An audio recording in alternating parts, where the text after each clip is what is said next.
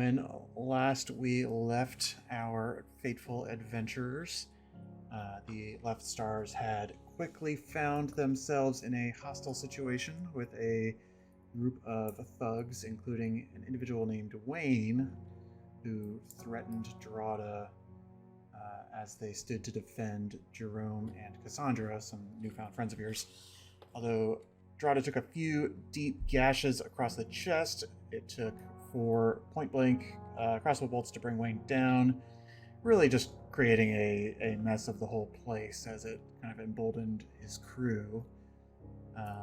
Mouse helped Jerome and Cassandra to escape while the party cleaned up, letting a few of them letting a few of the thugs live and escape, but in the process killing a couple as well.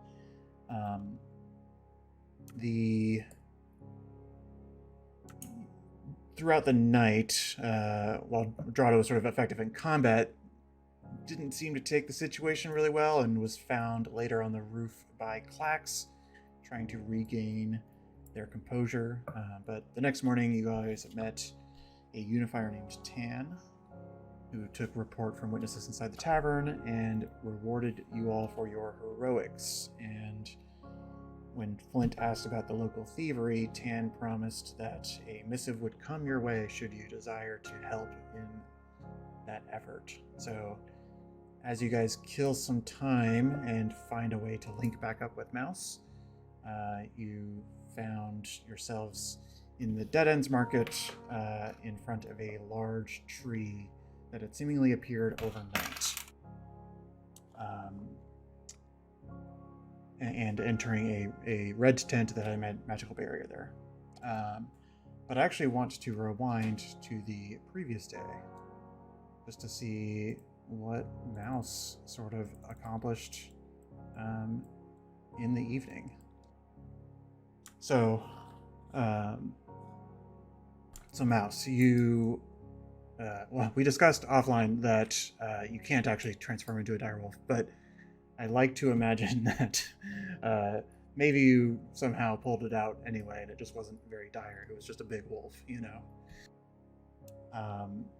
But even though you only knew Cassandra and Jerome for just a few minutes, with your high passive insight, all it took was one look at Cassandra to know that she was scared as soon as the thugs made themselves known, and quite vulnerable. This is not a capable, combat-ready person.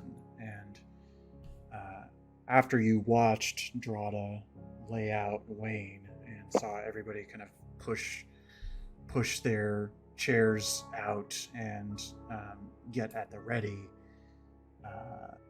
you took action to transform into the wolf and carry her to safety.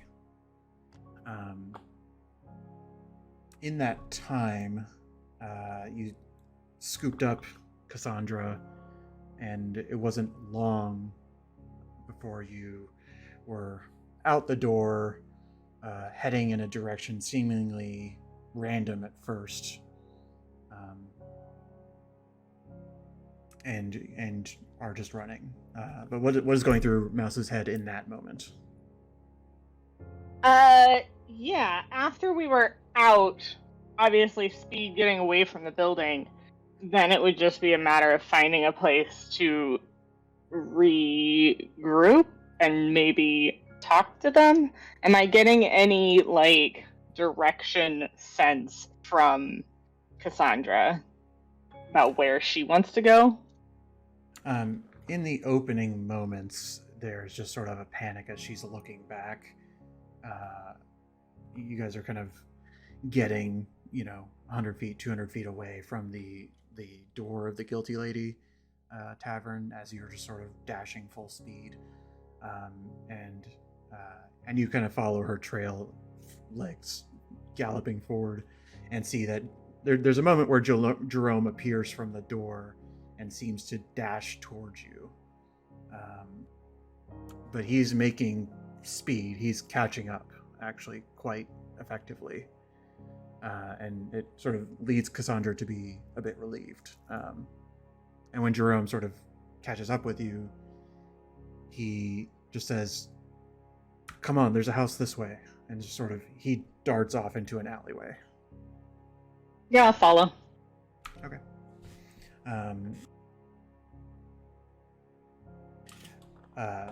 Eventually, I don't remember how long your wild shape lasts. Like a full hour.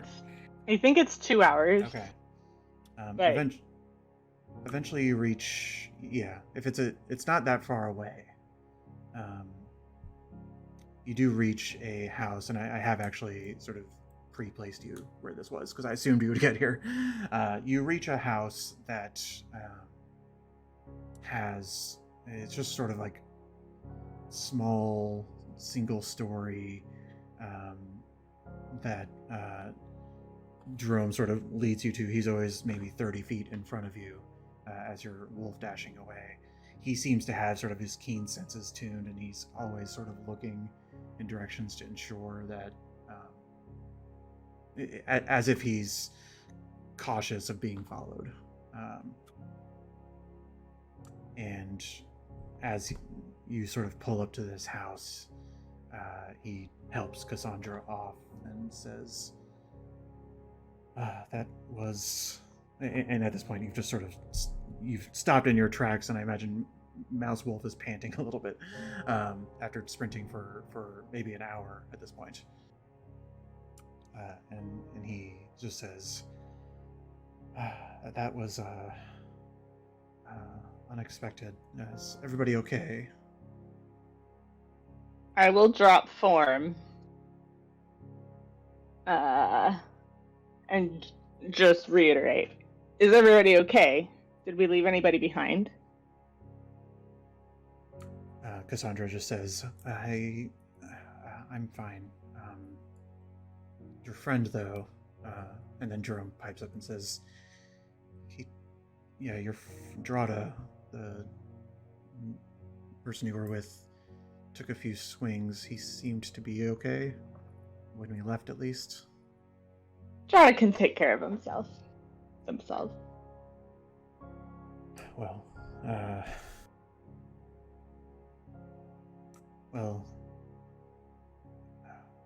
we need to lay low for a bit, unfortunately. And Cassandra just starts like rifling through keys that are sort of tucked away in a pocket in her dress.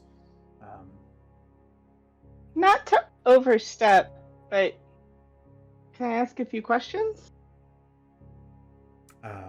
At this point, the door sort of unlocks. Cassandra's opened it, and she walks inside, and Jerome says, of course, please, if you could join us inside, just away from prying eyes.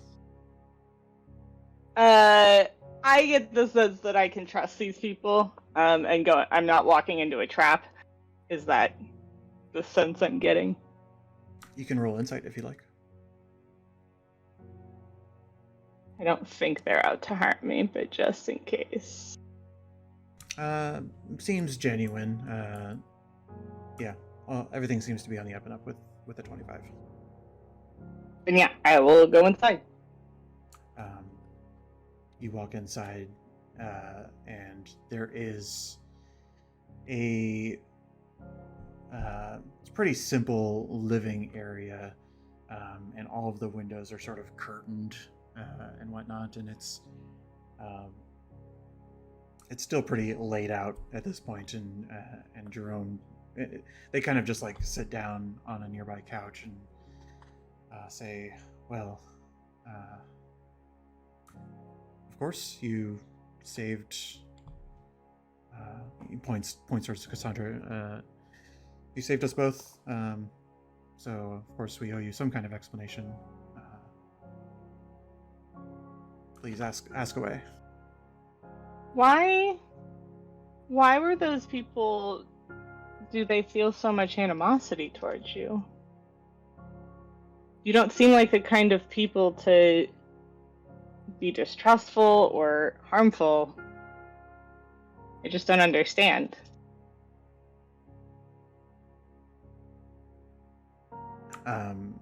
There's kind of a moment of silence in this, and Cassandra looks like she's about to say something, and Jerome interrupts and says, things have changed for me recently, and people are scared of change, perhaps. I'm not the simple, common person that I was just a month ago. And there's sort of there's a moment where he just sort of like, he eyes you up and down before he does sort of like, do you ever watch True Blood? Yeah. Where like the fangs just come out. He just like shows you the fangs briefly before sort of pushing them back in. And says, well, they don't take too kindly to change. Did you want to change? No. No, it just,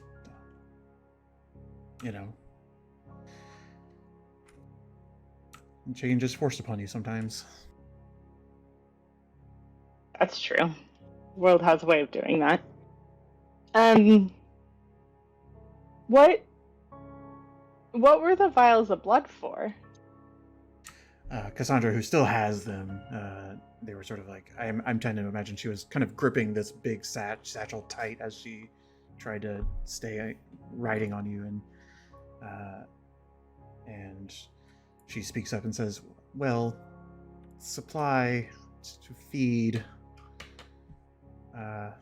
Jerome is limited, and this is how he, well, I was just trying to keep him fed for a while without him feeding directly.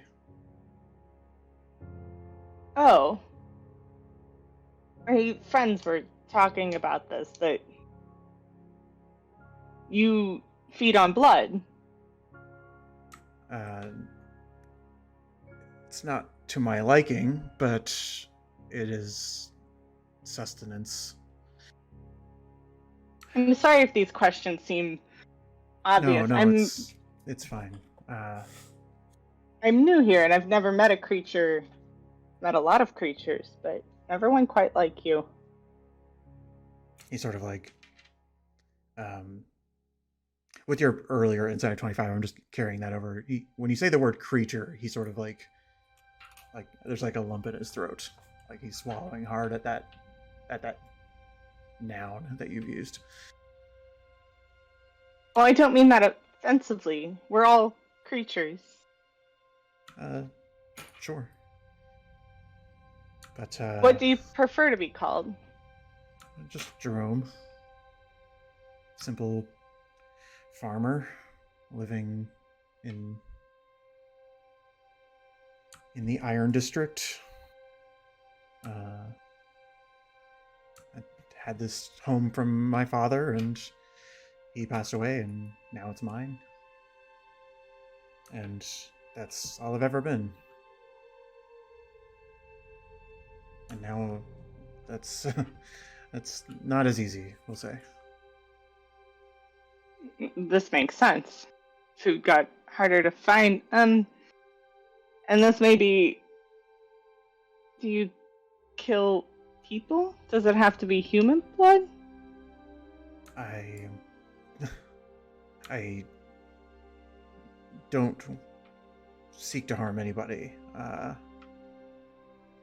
The blood that has not made me sick has been hers so far, and points at Cassandra. And she says, we tried animals at the farm, but it wasn't,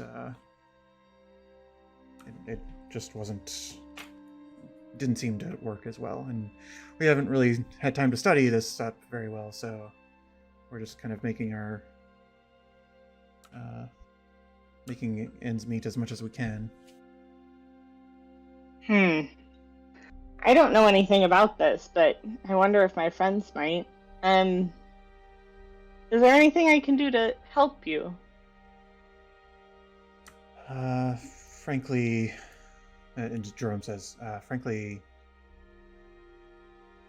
I can't be for certain that we weren't followed, and, well, were you able to stay the night? would be of comfort. Of course. But I think we will, assuming we weren't followed, I hope that we will be able to reset and figure things out tomorrow. I'm happy to stay. I'm just going to let my friends know I'm safe. Which I think I already did. Yeah, you did. You send a message that, just recapping, indicates that you're safe with Jerome and Cassandra. You weren't really paying attention to this was not an opportunity to mark your map and draw out streets. You found yourself in a random house and were not able to communicate your location. But found that you landed where you landed and knew that you could check in with them tomorrow. But the night continues. Eventually, you do see Cassandra and Jerome. They start to move the couch. They pull out the couch, and underneath it, there's a cellar with a wooden door and a ladder that goes down. And you kind of peek down there. It's a small bed chamber.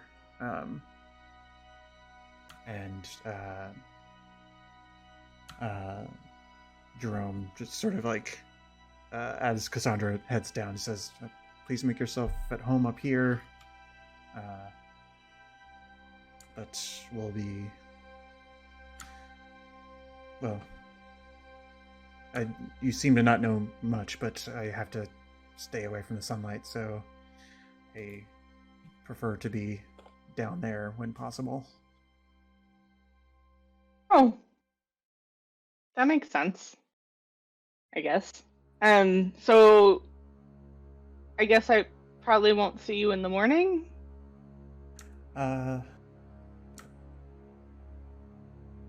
Well, I just have... You can come down and say hello if you'd like, but I won't be able to leave until tomorrow night. Fair, I can do that. And the night progresses as the cellar door is closed, and you find yourself just sort of in this like small home that has, living area, a kind of kitchen with, a little bit of food there that seems to be half moldy and stuff. But if there's anything you'd like to do beyond having messaged your friends.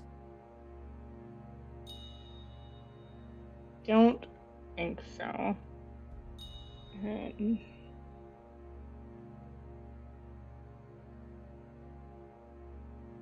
I was doing a quick look because I'm assuming I'm resting. Yeah, you can go and take a long rest, yeah.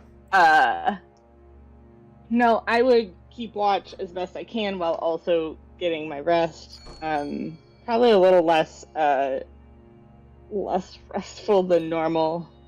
Just both worried about Flint and Drada and company, as well as just kind of pondering what that kind of predicament must be like, to suddenly not be able to eat the things that you've always eaten. Yeah. Okay. You wake up the next morning, for the sake of brevity, unless there's any other questions you have for them. Cassandra will kind of come upstairs and talk to you and just sort of says, I plan on staying in for a bit just to catch up. But of course, if there's anything we can do for you, you know where to find us. I will probably try to keep a low profile and not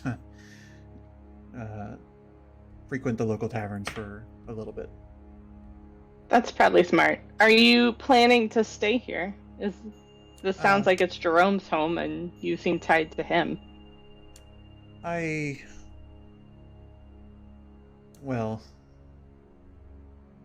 should probably do some shopping for my own sake, but yes, I will be staying here for at least a short while.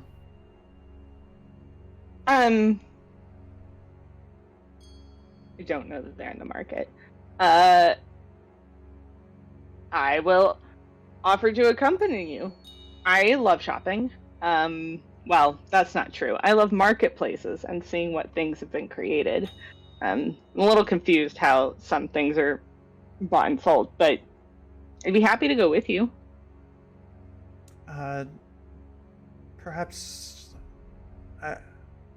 Go and roll persuasion. It's not that she doesn't trust you. It's a matter of like, is she ready to leave the house yet? Yeah, she says, I think I'm gonna stay with Jerome for a little longer. Make sure he's okay to settle in by himself, and then I feel like I should be fine. But thank you. Okay. I don't know how long we'll be in town, but please let us know if there's something we can do to help. I feel bad that the town doesn't seem to be supporting and helping someone who used to be one of its members. Seems odd to just ostracize a member of your community. Well, you definitely aren't from around here, because, well, it's been like that for a while. Could you... I'm guessing she looks like someone who gives blood every day. Do I think a... like a cure, like... lesser restoration? Is there something that I could drop that would help her feel better? I think that anything you're willing to offer, I would just say, is helpful. She got a long rest. Mechanically, she's sound, but if you want to cast anything on her, it would probably help. I will give her a lesser restoration. But for the sake of brevity, you depart. After, I imagine you eat your own breakfast and prepare your spells and yada yada yada. Yep, head back to the tavern. Yeah, and you are told by Dantavius that you just missed them. They headed out already. You missed the morning's activities. They went that way.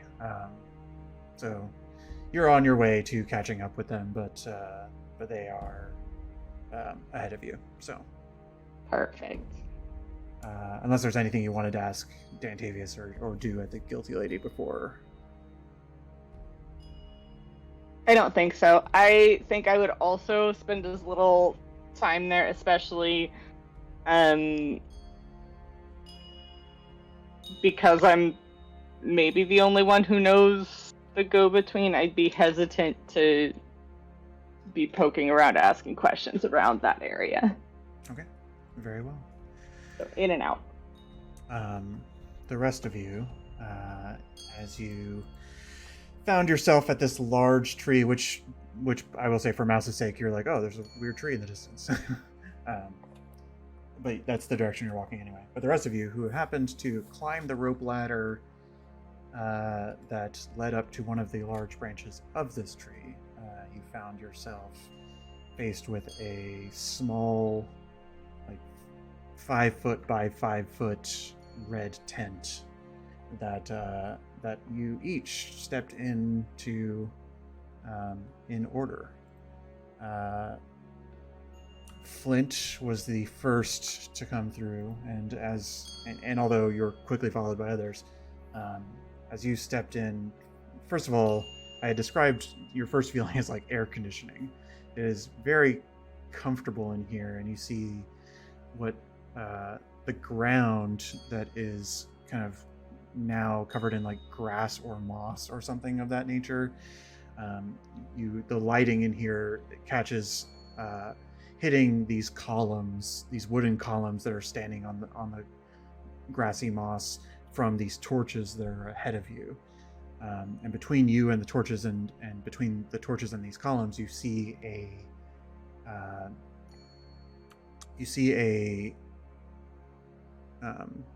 countertop that runs from one side to the other, as if the only way to kind of cross the threshold is through this little swinging door that you see that goes through the countertop. and you see an individual, a kind of like wispy-haired tabaxi that is sort of standing behind the counter, over like a pile of odds and ends items, who has sort of like orange hair and looks up at you and says, "A customer this early? Well, welcome. Please come in. Why, hello there. You file in, and from the interior here, first of all, you notice that this is a lot bigger on the inside than on the outside. This is not a 5 foot by 5 foot tent. This is, as soon as you step through, it seems to be probably like 50 feet across and like 40 feet deep.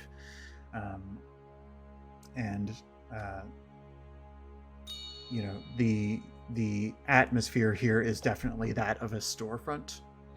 And as you meet the individual, they sort of look at you with sort of wonder and are kind of like hunched over the countertop as if to catch you based on your height, and says, "Well, welcome to the tent of Zazazius." Laziness. Did we get spelling? Yes. This name is intentionally difficult. You. Oops, I said that as mouse for some reason. But Oh, that is a fun name. the tent of Zazazius welcomes you. Are you of the shopping variety? The need for wares that are perhaps a bit more wondrous than others? That depends. What do you have? At this point, because you followed very shortly after Flint, but at this point, Oh, right, yeah. Drada and Clax have filed in as well. And Clax is just sort of like taking in the space, perhaps more cautiously than you all, like with one hand on the axe that is sheathed in his on his side. And Zazazius looks at all of you and says, "Well, I have a few items I could introduce you to. What is it that you are looking for?" And you imagine this is somebody who's sort of sizing you up. I mean, admittedly, we just saw the tree out in the marketplace and just didn't know what it was. But Well, First time being in the city, so just exploring everything. well, we wandered in here last night and set up shop. I imagine I will be here for another week or so before we wander out again, but well, as customers I've never met before, I should perhaps explain the ordeal. Are you familiar with the power behind a name?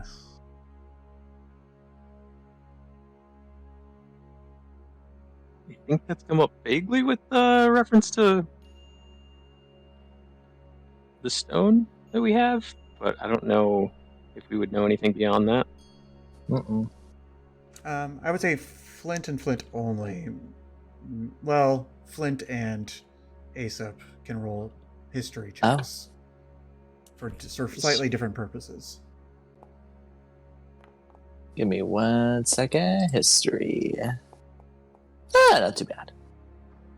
Never mind. Yeah, Flint not quite sure what is being referred to here, but Aesop, it's not that anything strikes you with what he said about Neptus, following Eric's logic, but something strikes in your head is that there's a famous merchant who gives names to items, and that it's sort of like a storied thing, like something you've read in less of a history book, but maybe even just like a storybook or something. That there's a famous merchant who sells items and gives them names, and from their names they kind of they find new properties. Oh. And that's just sort of what you get with an 18 is that this sounds like it could be that guy. Are you this merchant I've been reading about that gives names to different items, and then the items like end up being like magical or like different like they have different properties than the original? Like, you don't happen to be that guy, are you? I might be. What are you doing here? Well, just that's part of my route. See if there's anything interesting here that wishes to be named. But I'll explain the kind of history that I know of this merchant story to the group in front of Zizazius. There we go. He says, well, some of that is true, but in the end it is simply my craft. I am one who can find the soul of an item and bring it closer to life. But I perhaps the best explained by showing you a few examples. And he sort of, you notice that first of all, where you're standing, there are no next to each of these columns that you are sort of standing next to. There are these like small statues that are just like decoration for all intents and purposes. But there doesn't seem to be any items that are for sale. This is not a pick up the items and look at them sort of shop. Everything seems to be behind the desk. And you see a number of things that are laid out on a table. There's like some kind of crown. There's some kind of sword. There's some kind of like various clothes and robes and stuff, but they're kind of in a mishmash pile of like not being cared for. But he pulls out from under this like cabinet that he has. He pulls out a drawer and pulls out like a small ring and says, "This is my friend Hope. Hope is one of the items that I named, and with it has some quite interesting properties. When I gave it its name, he sort of points to the facing of the ring, and it shows like there's like a gold coin embedded in it, like a standard everyday gold coin, and says, Hope gives a chance to those who are trying something risky and may need an extra may need to rely on luck more than normal to accomplish. You said it's a ring or a robe? Sorry. Sorry, a ring. A ring, okay. May I look at it? He looks you up and down, and you're not, I assume this as a DM, you're not trying to steal it. No. Yeah, he's sort of like passive inciting you and knows that you are trustworthy in this moment and sort of places it in your hand. And he says, well, it will not work until you and Hope have a little bit of quality time together, but it does provide, should you make friends with it, it should be friendly to you. I do not have the identify spell. I feel like someone in this party does, but I would just like to try to feel the arcana, if you would allow me, just kind of like feel the magic aura around this and see what I can glean from it, just from like my own two eyes. I will say that he is willing to tell you. Oh, okay, great. And then I'll ask. Yeah. Long story short, what Hope does, first of all, it costs a gold to use. Oh. And basically, whenever you are making a strength-based or dexterity-based skill check, attack roll, or saving throw, you may activate the ring for free, and instead have that be a coin flip success or fail. So you can turn a physical roll into a 50-50 chance, where 50% it's a critical success, so natural 20, or 50% it's a natural 1 with consequences. So it's sort of the item that you can use to fish for crits or fish for like grand successes, but if you fail, bad things might happen.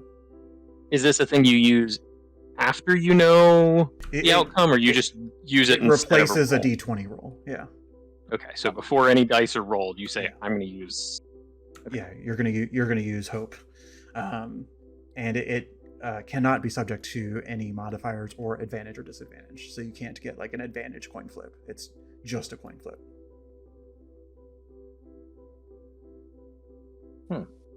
Would anyone? I looked at everyone in the group. Do any of y'all want to take a look at this, or have really any interest in this? I mean, I'm interested just from a how this works standpoint. I don't know. I have no concept of how much this even costs. But I don't know that I'm necessarily interested in this item as much as just how this whole like naming concept and whatever works. And I'm very interested to just kind of hold it and look at it, and maybe even cast Identify and just try and glean anything from the magic at play here and how it is created. I'll drop it in your hand. Yeah, I don't think that in this setting you have time to ritually cast Identify. Just so you know. If you do cast it. What is it that you're? Do you have any specific DM questions that you want to ask? I would probably start with just trying to question Z here, Xavius, about how this works and like how is this different than the typical like crafting of an item, and so you're just sort of turning it in your hands right now, and he says, "Yeah, well, I am a follower of Quintessence, and for one to take from the land, you should show respect to it, and so I tend to take items that have been dismissed, and when I seek to renew them, then Quintessence will grant them a soul."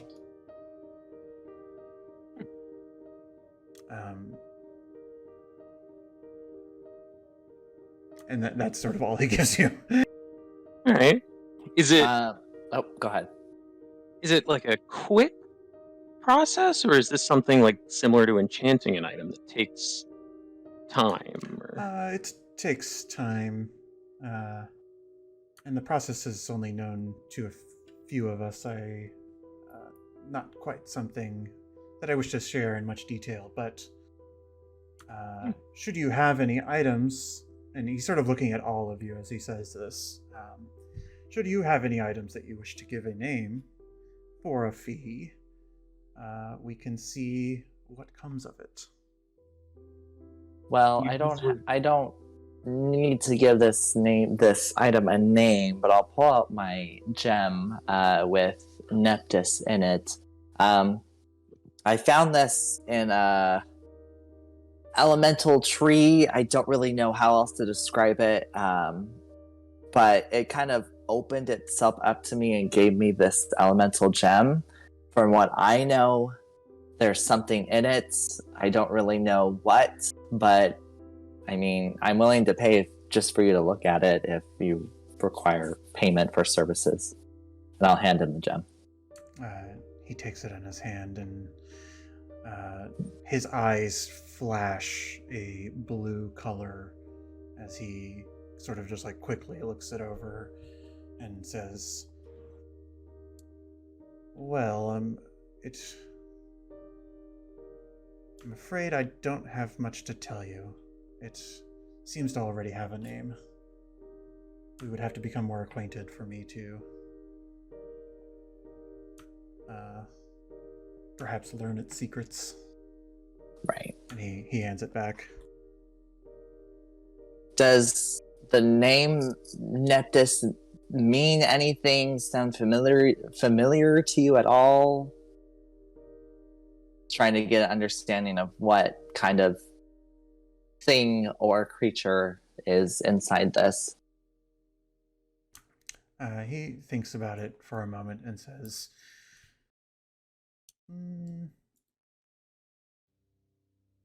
is not a name as much as it is a title. It's Prince in a ancient primordial language." And you as somebody who knows primordial, he must be referring to some older dialect. Like it is, right? You don't know the word Neptus in that same way, right? I just kind of in like a not in like a confused state, but more of just like a thinking space state, just trying to like think if I actually knew the word, but remember that I didn't. And I'll take the gem back and be like, thank you. Drada, is there anything that sort of you are experiencing during this conversation? Yeah. I think especially given how close Drada brushed up with going down yesterday.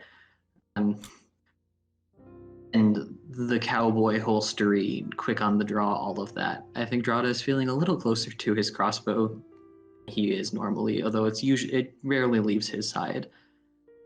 I think very hesitantly he takes his crossbow out and almost starts to gesture it over to Z, just being like, before I let you take a look at this, what might your services cost, and just how long do you need to get acquainted? Well, you wish to find a name for this? I'm curious. Well, it can take a number of days. The truth of the matter is that the process of naming something can vary depending on the connection that you want it to have with my craft. If Quintessence were to bestow a greater soul upon it, then it may cost an increased amount of money. In reagents, of course, and a little bit of a fee for myself. So, it depends if you are looking for perhaps more simple services, then probably in the neighborhood of, for a weapon like this, he hasn't taken it because you're just sort of holding it. A weapon of that nature, probably 300 gold to explore the naming options and give it its first name.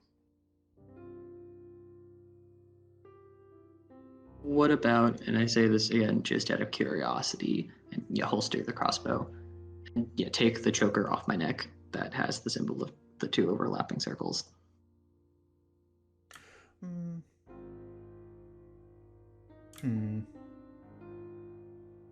Is this symbol of significance to you? Yes. I do not recommend naming it. He sort of, at some point I imagine he's taken Hope back, the ring Hope back, and he says, when I gave this a name, the coin appeared upon it. The form of the item changes based on the soul that it is given, and so if you have a symbol that is significant to you, I would caution against perhaps overwriting it, or perhaps another symbol will appear on its face. That feels fair and reasonable. Flint, I'm going to take a moment to think. How about you? I'm certainly very interested in this, idea. Is it something that you can do onto existing magic items, or preferably more mundane items that then become magic, or? The process becomes more difficult if a item already has magic. In fact, I tend to believe that any magical item has a name already. But sometimes it is hard to learn what it is. But it can be done. It is at an increased fare.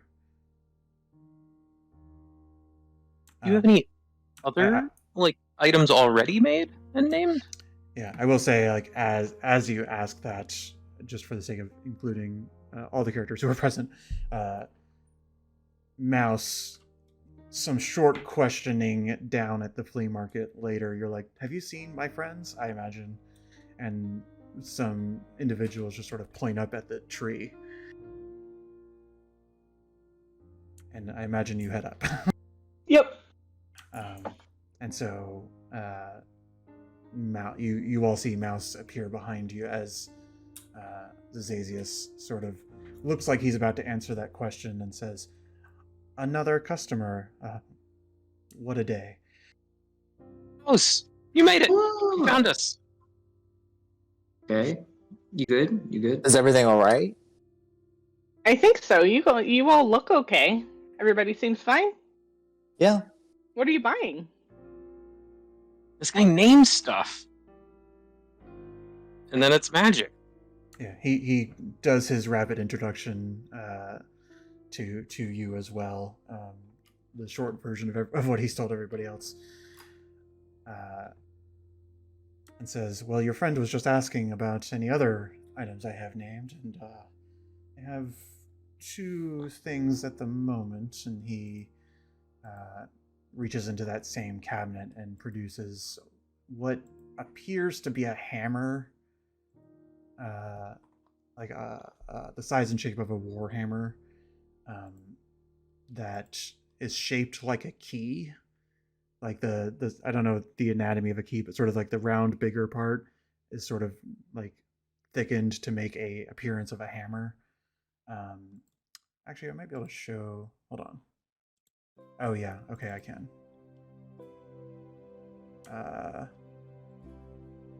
So this was the ring that you originally saw. Just a ring that seems to have a coin set in it. But the hammer that he shows you,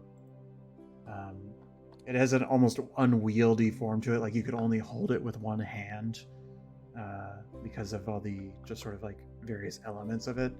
But the top part seems to have the weight of like a war hammer. And he says, this is my friend Bashful. It is, well, it was given its name when an individual sought a quiet option to open things that needed opening. And, well, it's not as quiet as he hoped, but it does seem to open things very well, we'll say. And he sort of like pats the heavy end of the hammer when he says that. I think that's a very cute name for a warhammer, personally. The long and short of it, he tells you it's a Warhammer +1, but it also does extra damage to structures.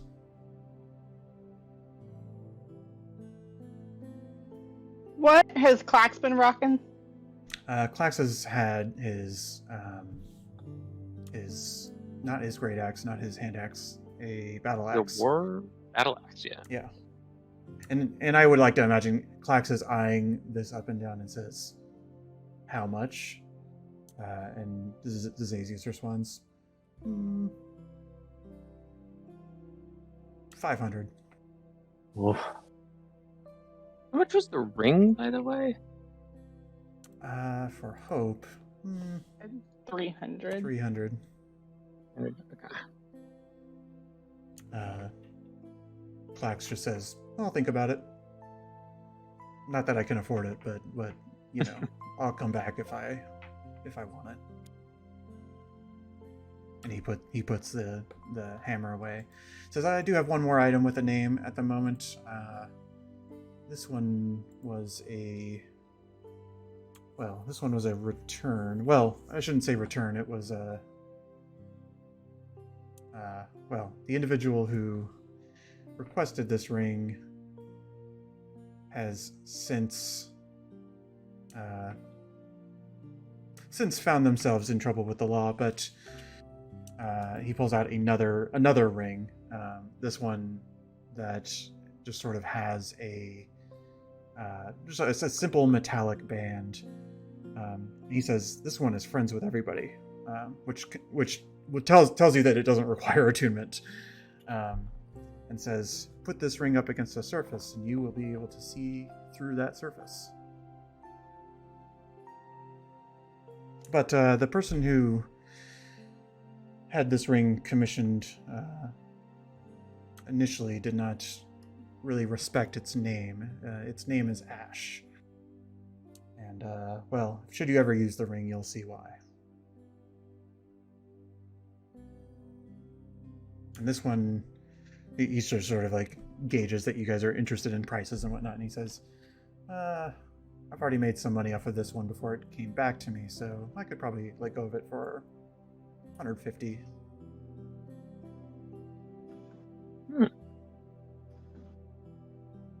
feel like that's a pretty good or useful item.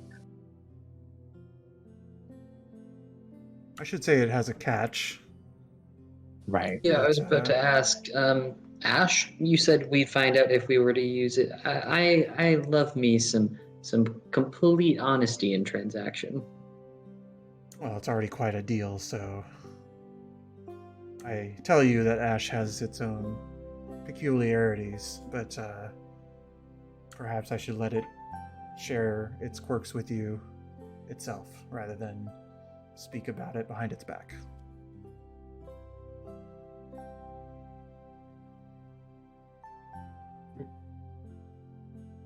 I look at the ring and I say, well, Ash, can you tell us what your quirk is? Zazazius hands you the ring, and you don't. It doesn't respond. Dang Didn't it. It's expect a it ring. to.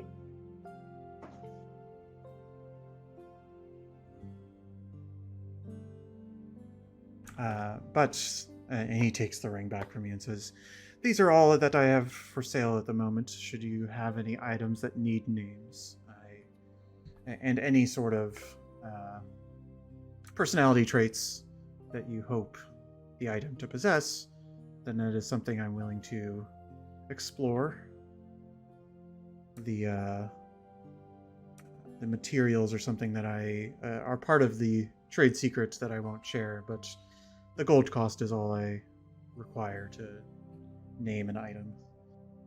The process can cost anywhere from 200 to 10,000 gold if you're really looking to be spendy, but What makes an item in your hands cost 10,000 gold? What's the extra added on thing that you need to do to make it that much? I'm just curious if you could. well, say. it is a matter of coaching the personality that finds the ring towards loftier sorts of practice. Perhaps I find a ring and give it a soul, but it doesn't quite know its true potential until I've spent some time with it. Oh. Did they ever talk back? Or do you just kind of get a feeling? Well, I cannot share the details with you, unfortunately. You seem the trustworthy sort, but we have just met, of course. I get it. Will you be here all afternoon? We plan to stay here for, unless we are needed to stay because of a long-term enchantment, then we will probably leave within a week. Perfect. Where are you heading after this?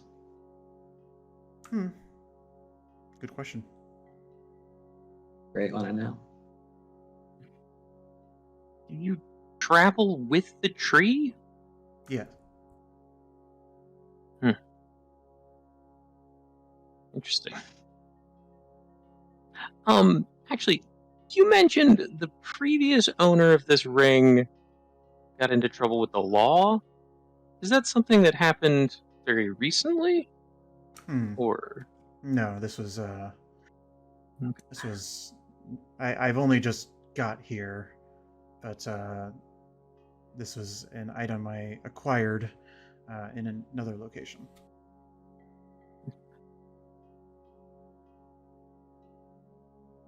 Reacquired, I should say. well, perhaps for now, we as a group need to think this over and see if we want to pool some Invest. resources for something Right. here or not. But perhaps we'll be back. Very Look well. forward to a return visit. We appreciate your Welcome to. time. Lovely to meet you. Poultry house. And you all leave. So these are, of course, items that are available to you. What I mean to introduce with this is also like the idea to sort of create magic items that you can like sort of wish list properties for, but you know, depending on how much you spend, depends on what those results will be. So, but you find yourselves back down in the Dead Ends flea market. The entire crew is here. But what would you like to do? How big is this flea market, and what quality of wares are we seeing?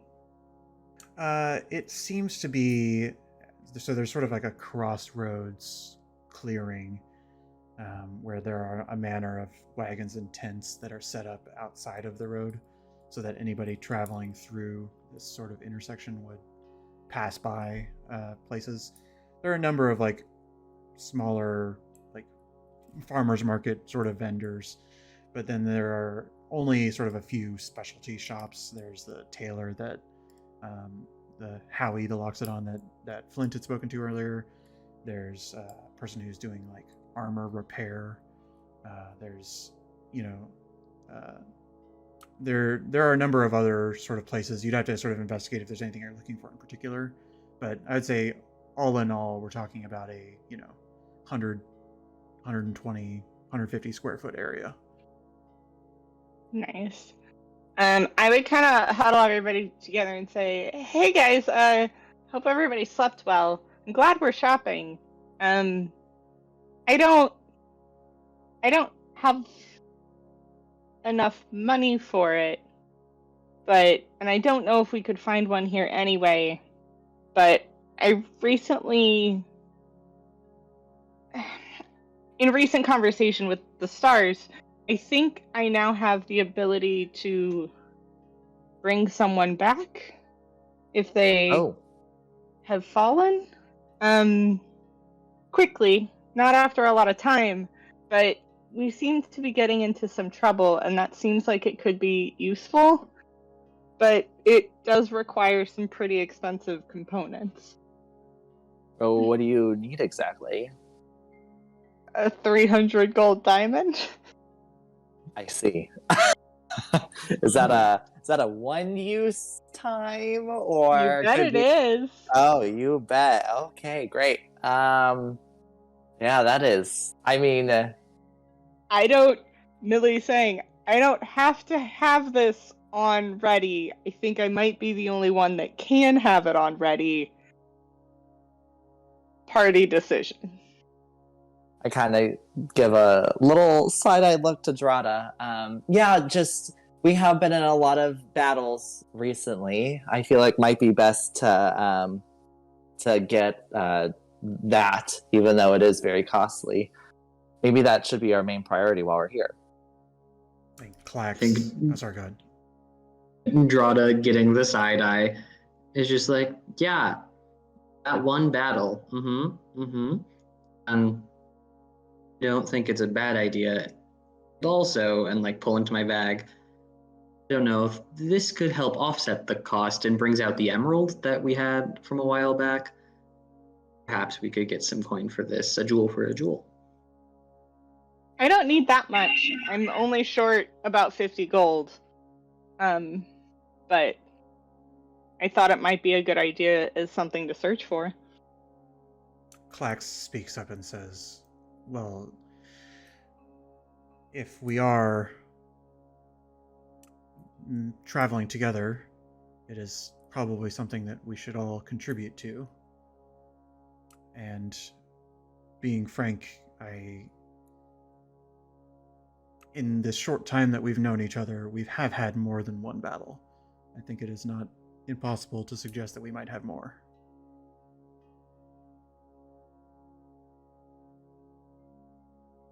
We should at the very least see how much we can sell the emerald for. This is true. 100%.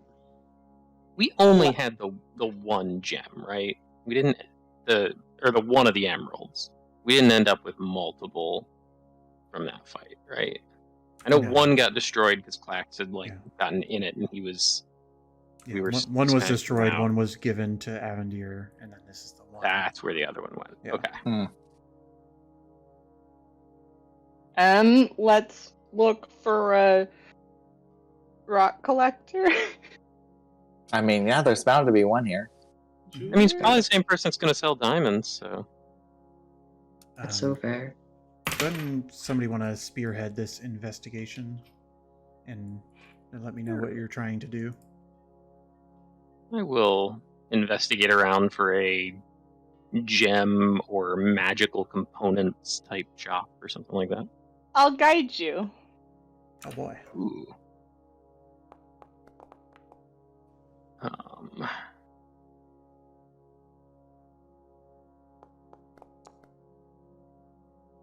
25. Pretty good. Very good. Pretty good. You in not a lot of time at all, you ask around, like, is there a gem merchant here? Yada yada yada. And you are directed to a wagon that doesn't seem to have a whole lot going on right now. You approach, and there's sort of like a human man with sort of like ruddy brown hair, who kind of has that like down on his luck look about him.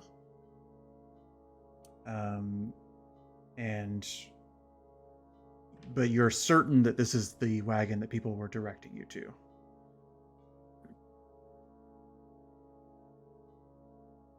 Good day, sir. Yes, yeah, it's a fucking amazing day. Well, you good? You good? A lot of energy right off the bat. It's a story. I'm afraid I don't have much for you here. And you sort of see him like kicking at the dirt, and he says, I seem to have misplaced everything. Everything. Well, I can't seem to remember where it went, or perhaps it was taken. But, yeah. You actually think you just can't remember, or are you pretty sure you got robbed? I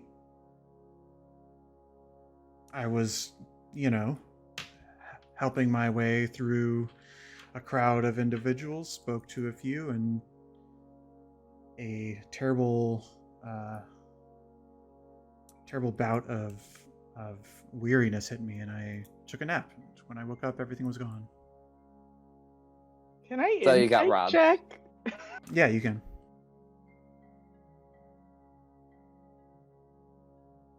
I'm just trying to see if that's the whole story or if. It seems, yeah. I will say, like, this is not a. Sometimes a 13 would say hard to read, or I would say like you think he's telling the truth, but this is a guy who is projecting honesty. And as far as you can tell, it seems truthful, but who knows? Do you like need a hug? Like, are you okay? I would like for my livelihood to come back. That's so fair. Do you remember who you were talking to or having a conversation with? No judgment here. We're just trying to like figure out what happened to help you. We want to help you. We want to support your business, and by doing so, support you. How can we best support you? There we go. Both of you roll separate persuasion checks. Ooh, that's gonna go. Drada, so you can well. alternatively roll deception if you're sort of being snarky on purpose. No, we'll continue the bit for persuasion. Fun story, I totally dropped locate objects so I could give what's-her-face a lesser restoration. Well, Whoops. you mean as far as preparing spells? Yeah. Oh, okay. I was gonna say you still have spell slots, but yeah. It's okay. Mhm. He sort of looks at the two of you and says, "Well, I put in a report with the Unifiers, so hopefully they're looking into it. But it was just the other night. I was talking to this individual. I don't quite remember what he looked like. Hooded, I'm assuming then. Maybe. Can you remember any defining features about them? He has a perplexed look on his face and says, "No. They seemed friendly."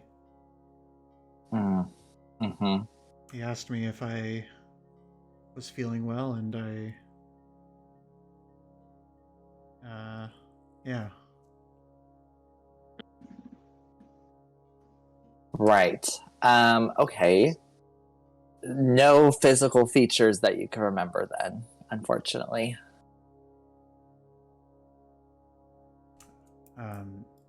He has the look of like pain on his face when he says like, "Actually, no," and that's quite strange.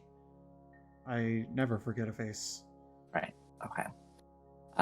So I kind of look back at the group. I'm like, okay, so clearly his mind was raggled and torn asunder with some kind of magic. So it's probably possible that it was either of the two thieves guilds here.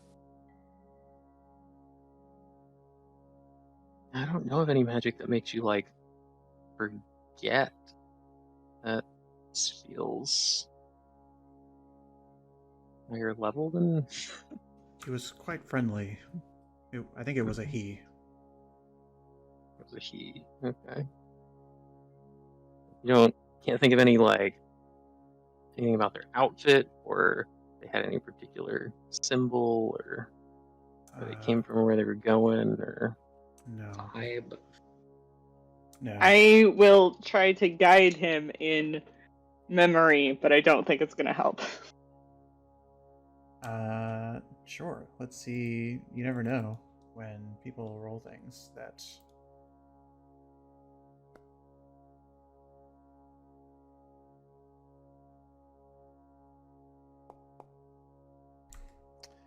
That was a 15. He says,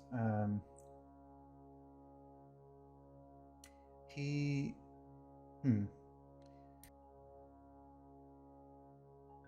asked me if I was feeling well, and then I think he actually tucked me in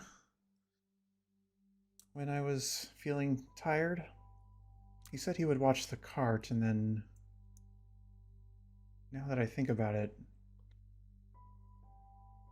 I mean, all I really know is a dark figure, perhaps a cloak, I'm not sure, but before I actually dozed off, I see that I do recall that he went that way, and he points towards sort of the north road.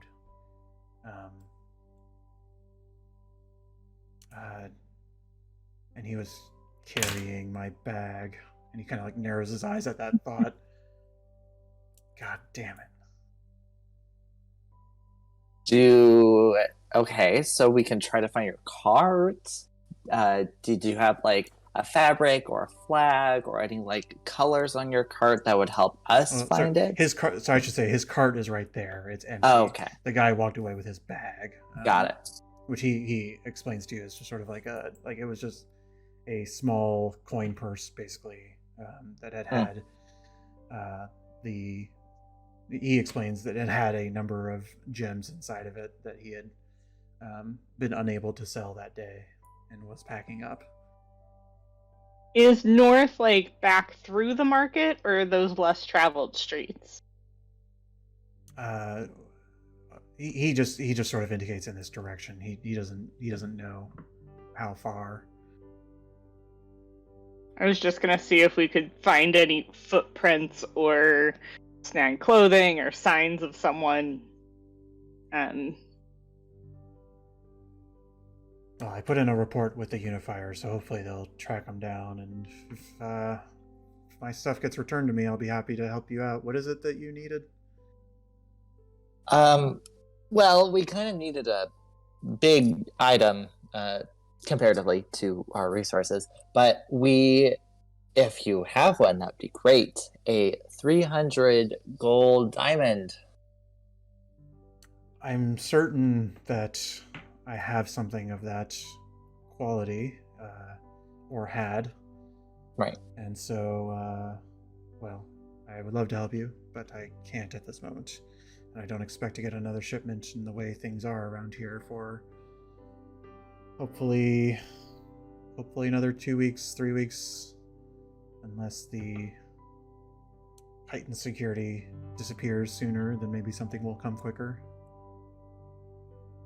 Well, we can see if we can help too. What'd you say your name was? Byron. Byron. Byron. Byron. Well, we'll keep an eye out, and if we see or hear anything, we'll let you know. Is this where you usually park your cart? It is. I plan to be here, although I don't have anything to sell. So if I also live in the Silver District. If here would be where to find me. While we're here, not that it sounds like you have any money for purchasing gems, but could you tell us how much this one might be worth? Do we do recover your goods? He looks at it and sort of like extends his hand for it, and will pull out like a little like mono little spectacle that has like a little zoom lens on it, and sort of says, a perfect emerald. Those are there's no lack of luster, no points of clarity, nothing of his seems to be wrong with it, and it seems well cut. I think probably in the ballpark of 120 gold. Good to know.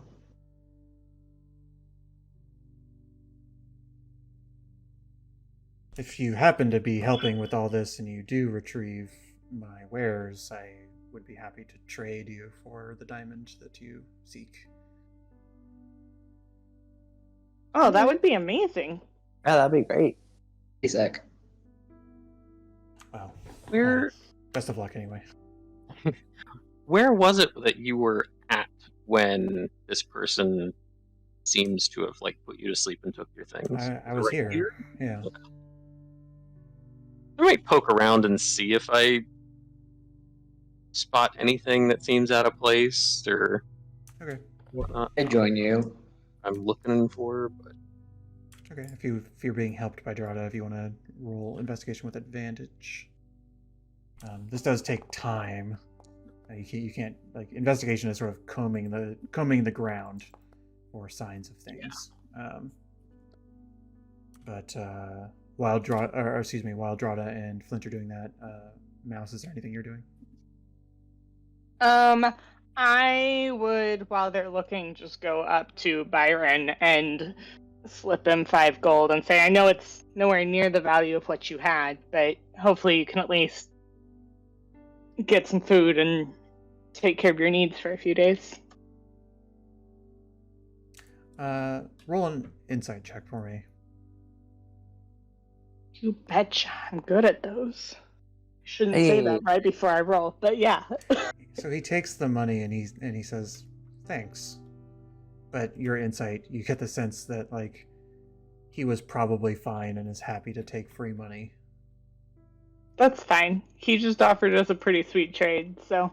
Yeah. Okay. You guys comb the area, and what is it particularly that you're looking for, Flint? Just I don't know if there's, like a clear trail of footprints, or if maybe, I'm making some assumption that it was a spell cast, but if there's any, like, discarded vials or something, if this guy, maybe poisoned him, or just any clues, really, just taking a thorough look around. Even on a 25, the challenge is that this is a well-traveled road, and so there are footsteps, and any, as you sort of question Byron about a specific, like, where, I imagine as part of this investigation, you're like, where was he standing? And like, you try to get at the point of origin, and you see like a set of footprints that seem, somewhat pointed, like somewhat pointed shoes that do travel in a northward direction. There's nothing terribly telling about them, but they do, after getting 10-15 minutes up the road, they do sort of start to get muddied and blended in with all of the other footprints, is the struggle. You don't find any sort of let me actually check one thing.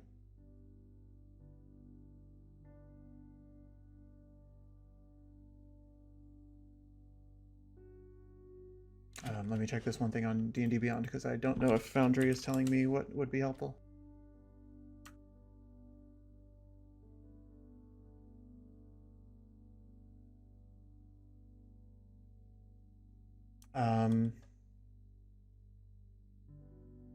There is okay.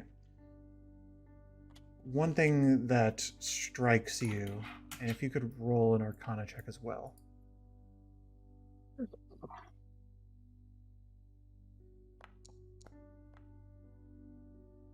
That's good enough, especially with your high plus.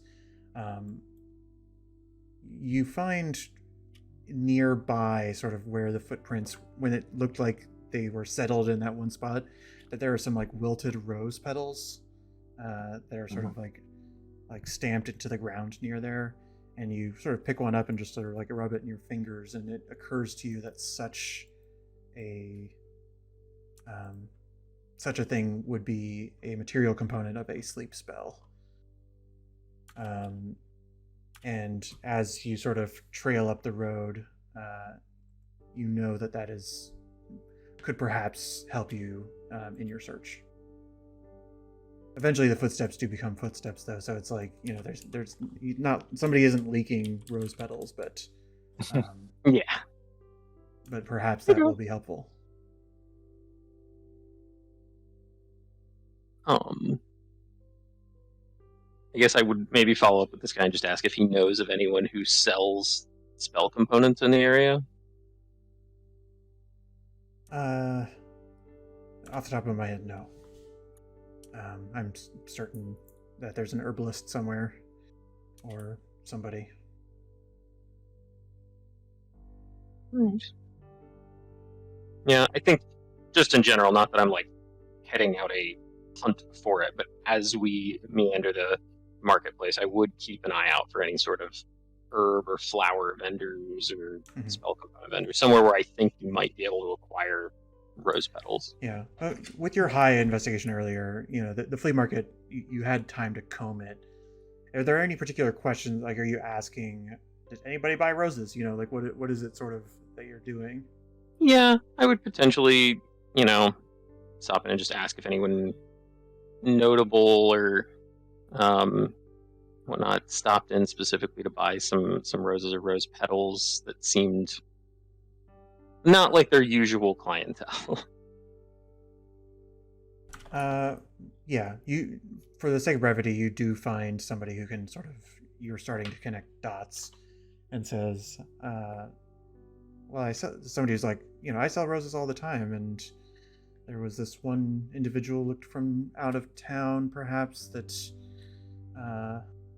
bought just one rose for a gold piece, which is very generous. And they had black hair, dark skin, seemed to be very young, pointy ears, I believe. Wearing a black cloak that sort of dripped over their shoulders, and carrying a bag.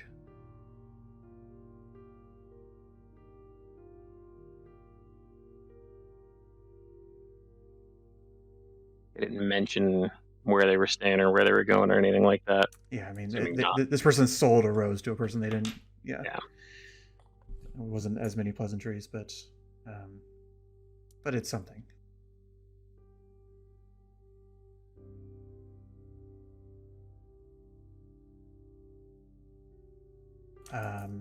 But a couple hours after sort of combing this place, I will say, like, it, you spend a little bit of time following the trail. I'm going to move your little marker. You were able to follow the footsteps this far, and then they seemed to continue north on the road.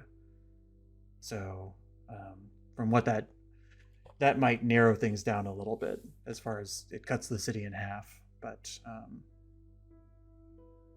you don't really know much more than that.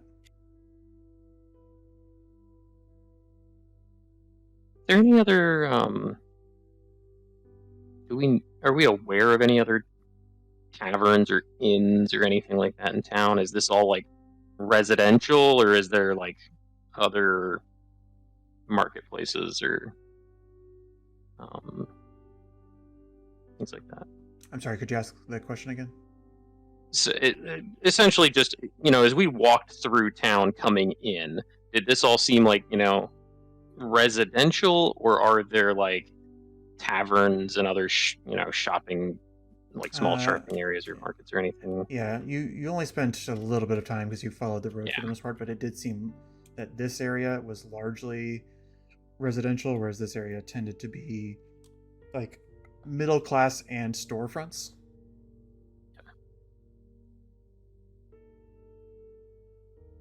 The central area, as in the little time that few of you have spent here, aka Drada and Mouse, seemed to be a more sort of affluent area, more of like estates. Besides and then the one like brass spear barracks that Drada had visited.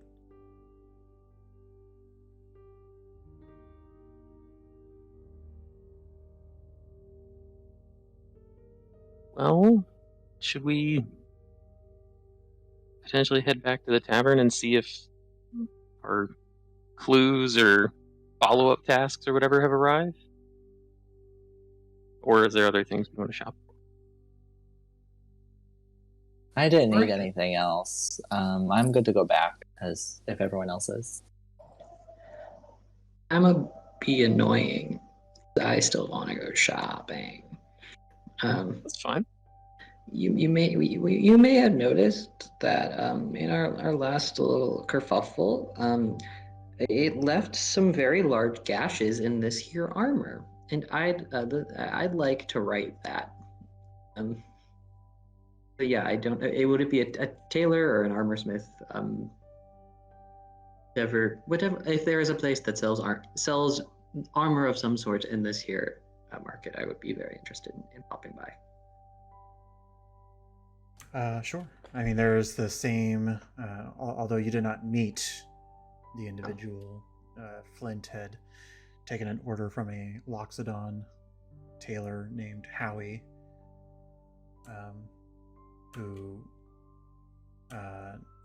who seems to provide those sorts of services,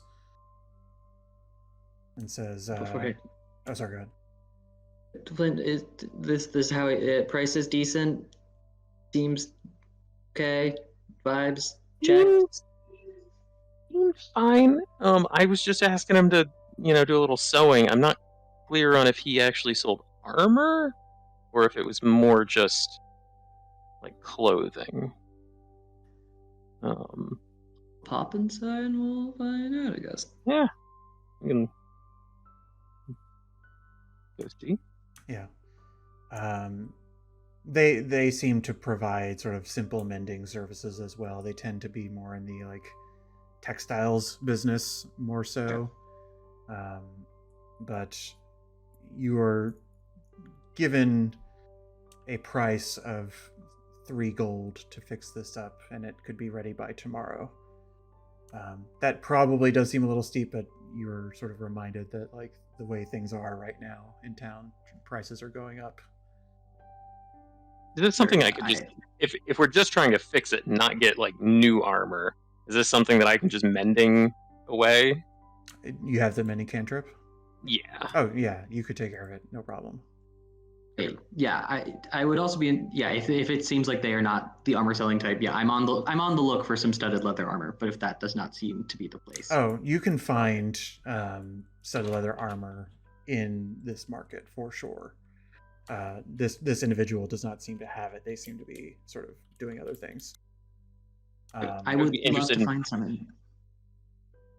Along those lines, I would be also interested in just trying to price check a like breastplate. I don't think by any stretch I have the money to get one yet.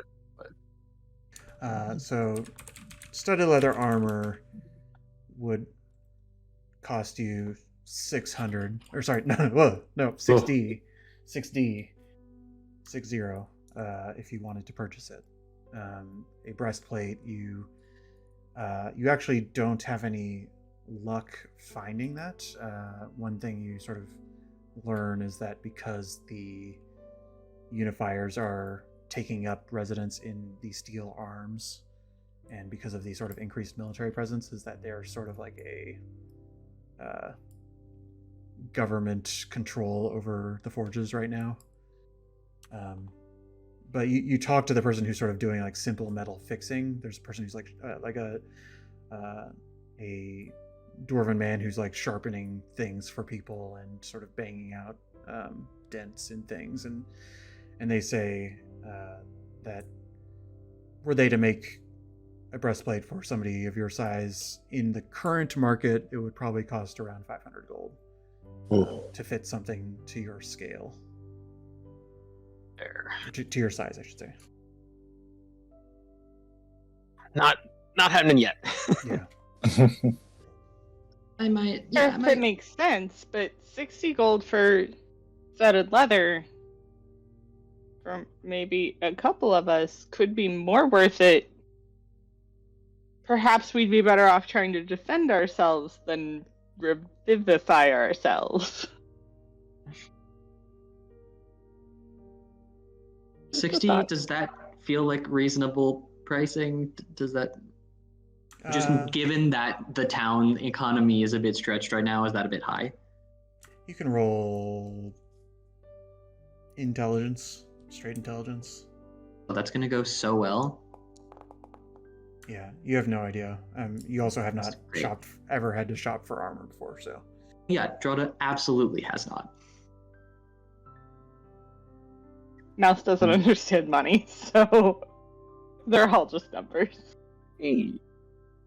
I imagine Flint has like at least some working knowledge of prices, and Yeah, I'd say I don't think- passively with your expertise, you know that it is maybe like a 20% increase over normal prices.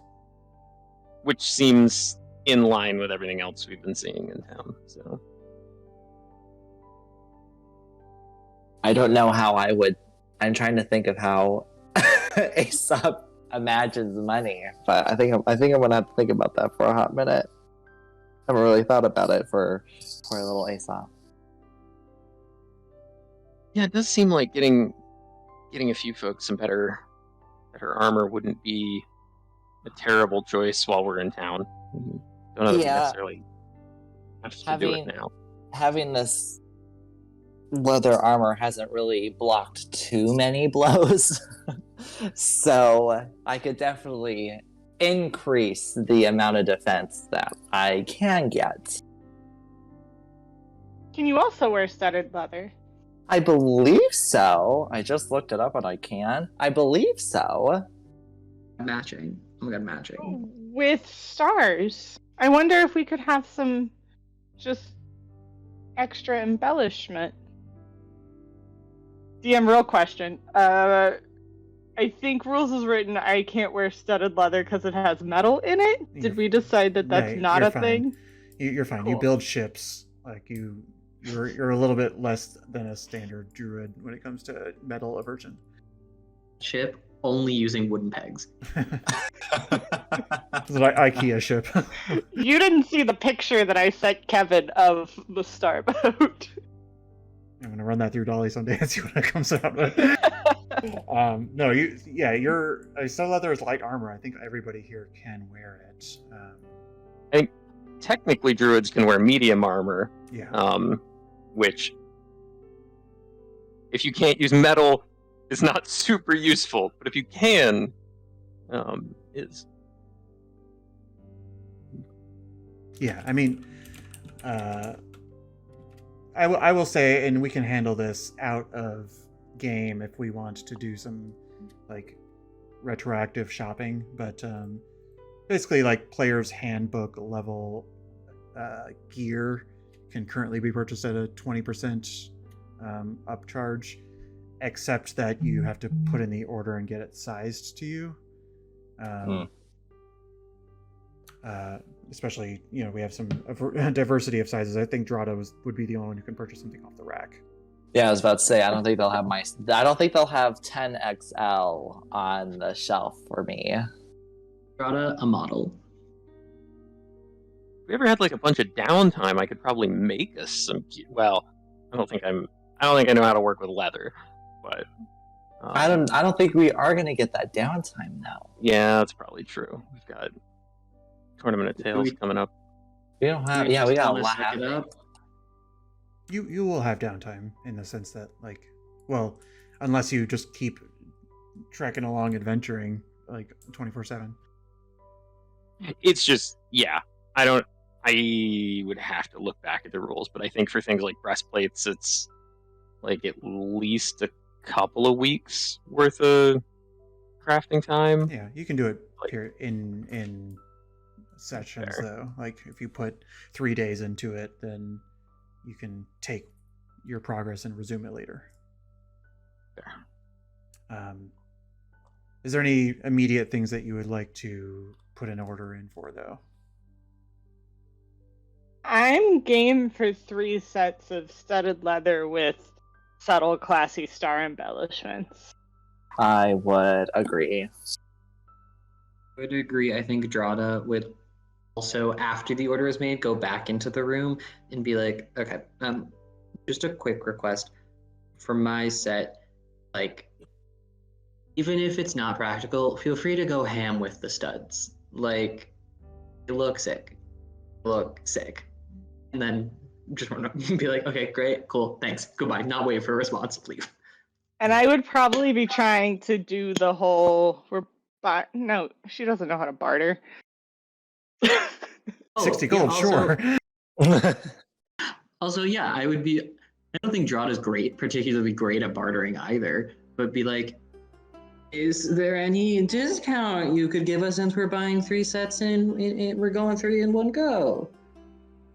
Prices are high, times are tough, I recognize that. Oh, I was more just trying to get the embellishments thrown on for free. That's a fair. So I don't have like NPCs for every little corner of everything. Yeah. Shocked. The truth is, no. They will throw in the embellishments for free. That's the most they will. Great. That's all we need. Oh, wow. That's all we need. And they're not making big promises with them. But so who's paying for these? I'm reluctant to. I'm not going to spend Clax's money. I could pay for them. I was about to say, I can pay for my portion. It's just 60, right? Each. Yeah. If each of you want to deduct 60, that's one way to do it. I got Mouse. I got mine. We're good. I got mine. Okay. Okay. You are told that Drata, yours could be done as early as tonight because it's just no, because you want extra studs too. I was about to say, there's so many studs. Yeah, they just say come back in 3 days. We'll have everything squared away. Oh. Do we have the time for another 3 days? We have so many things to do. We've got to figure out what's happening with the Thieves Guilds. We have to get Byron his gems back. I want to check in on my new friends and make sure that they don't get into... Not that they're in trouble, just that people leave them alone for a few days. I think it's fine that we spend a few days here. My bag that's getting crafted has got a couple of days on it, I think, as well. Oh, that's right. Okay. And we have how much time till we need to be at a little tournament? I'm trying to pull up the calendar, but I don't know how to. No, it's totally fine. Left side sidebar, the person icon, and then there should be an SC button on the to the right. I see it. There we go. Okay. It's currently the 52nd, and you have the 70th to get to the tournament. We got time. Yeah. We have time. Okay. I'm as a DM, I will tell you, I'm expecting at least a week of downtime unless things take longer than expected. In which case, it'll just eat into the downtime, and that includes travel.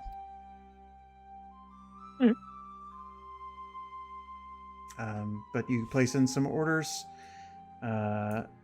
Is there anything else you would like to do, or where are you going? The only thing I can think of right now is to head back to the tavern to see what sort of clues the Unifiers drop off. See if Hugh is the barkeep in Vind. Dantavius. Dantavius. If anyone's staying there. Did you all smooth everything over? Is he still a fan of us? Yep. Yeah. Everything went great. We talked to the Unifier, smoothed things over with Dantavius. Thanks, by the way. Appreciate I do think on the walk we do a little back and forth about what happened after I left. / reviewing my conversation with Jerome and Cassandra. Just kind of catching up both sides of the party. Is there anything? You just for the sake of ensuring that all details are shared. Clax does not tell you anything about the Drata situation. Just so you as a player know that Clax keeps it to himself.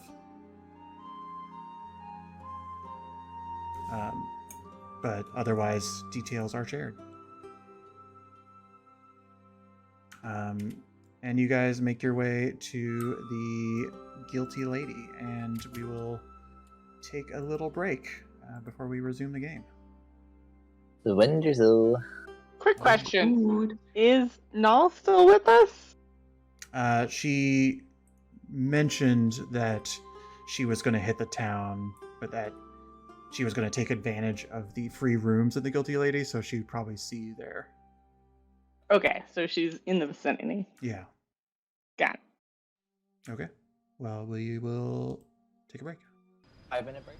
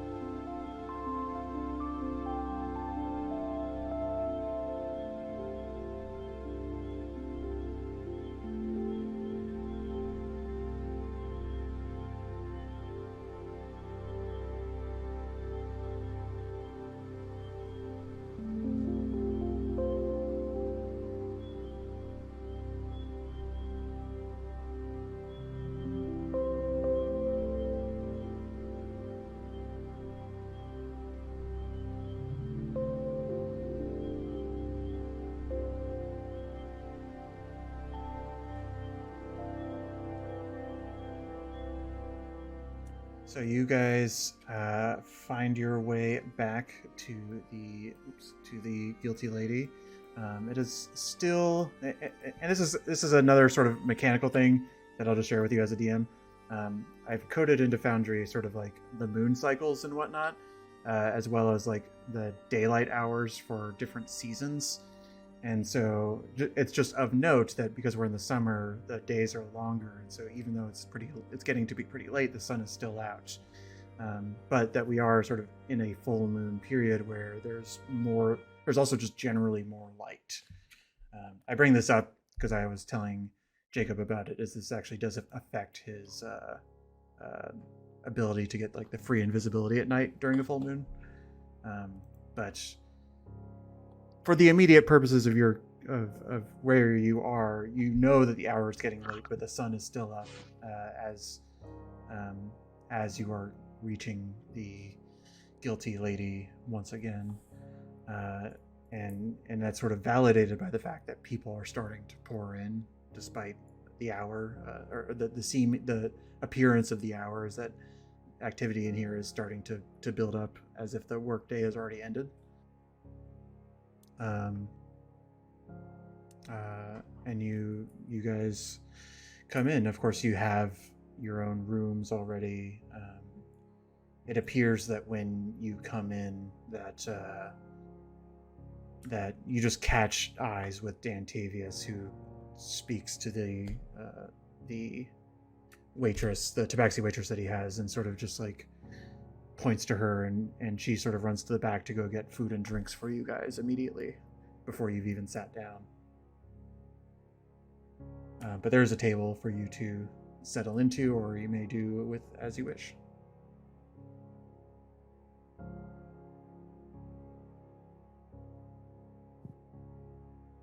Probably, I think. Go ahead. I imagine we sit down and eat a little bit. I think we're, at least for Flint, the biggest goal is to try and, catch Dantavius's eye at some point and just see if we can get whatever information might have been dropped off by the Unifiers. Mm-hmm. But It's actually, you don't have to reach Dantavius for that. As Sarah, the waitress, comes to you, she lays down a round of drinks, which Clax kind of happily starts imbibing, of course. She also puts down a thin scroll in front of Clax and says, "This was delivered for you. I believe you were expecting it. And then I'll be back with food." And she just sort of darts away.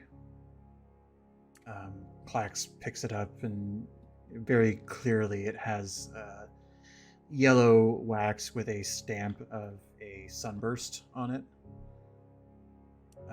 And says, "Well, I suppose..." He looks at this and says, "Is this a tomorrow thing? Are we enjoying the night, or are we getting started tonight?" He kind of puts down his drink and is debating whether he should continue drinking it. I mean, we should at least read through and see, what kinds of things we should be investigating. I don't know how many of them we would try and go out and do tonight. But Find out. He nods and opens it. And I'll share this with you because he will pass it around, but he sort of starts reading off some of he's sort of scanning it for the things that are need to know. And Clax says, something 4 reports last night, a family heirloom that was stolen in an estate in the Golden District, a break-in at the Temple of Ard, a gem merchant in the Dead Ends that had his wares disappear right in front of him. We know that one. And a woman named Helen that claims she dropped her purse while running away from wolves. And he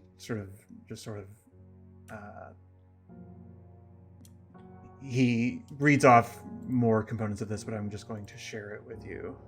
A lot of it is sort of flavor text. The center area is what is it sort of relevance to the immediate thing.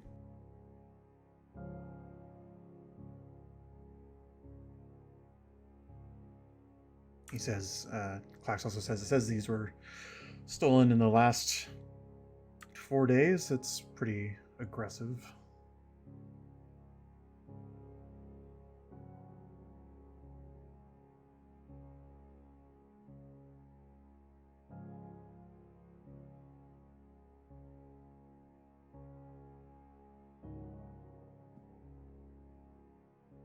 So, just to make sure as a group we're all on the same page, if we find these thieves guilds and manage to recover some of these items, are we returning all of them? Clax does say, well, it does have a line about that in here.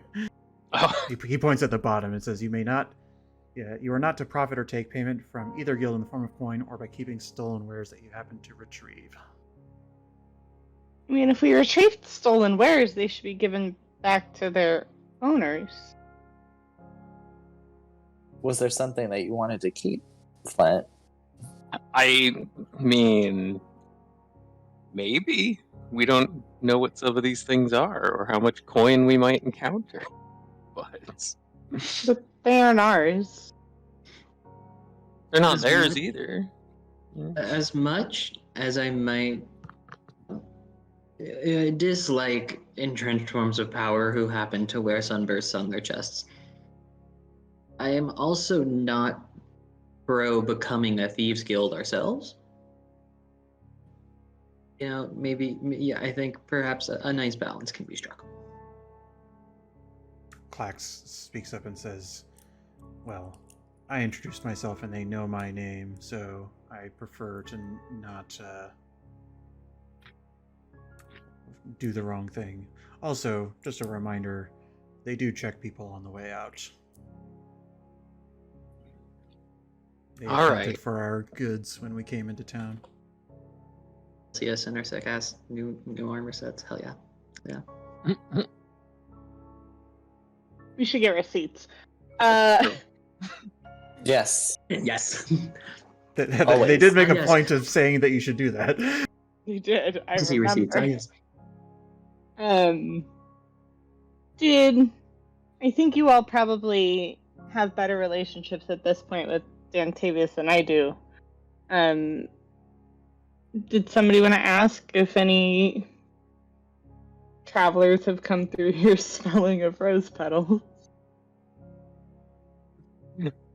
It seems unlikely, but I can guide you in case it requires assistance.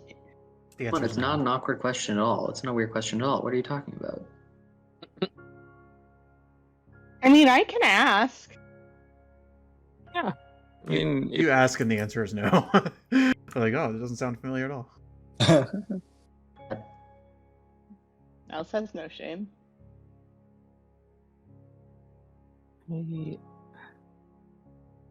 there's also the question of like, we didn't really come up with many clues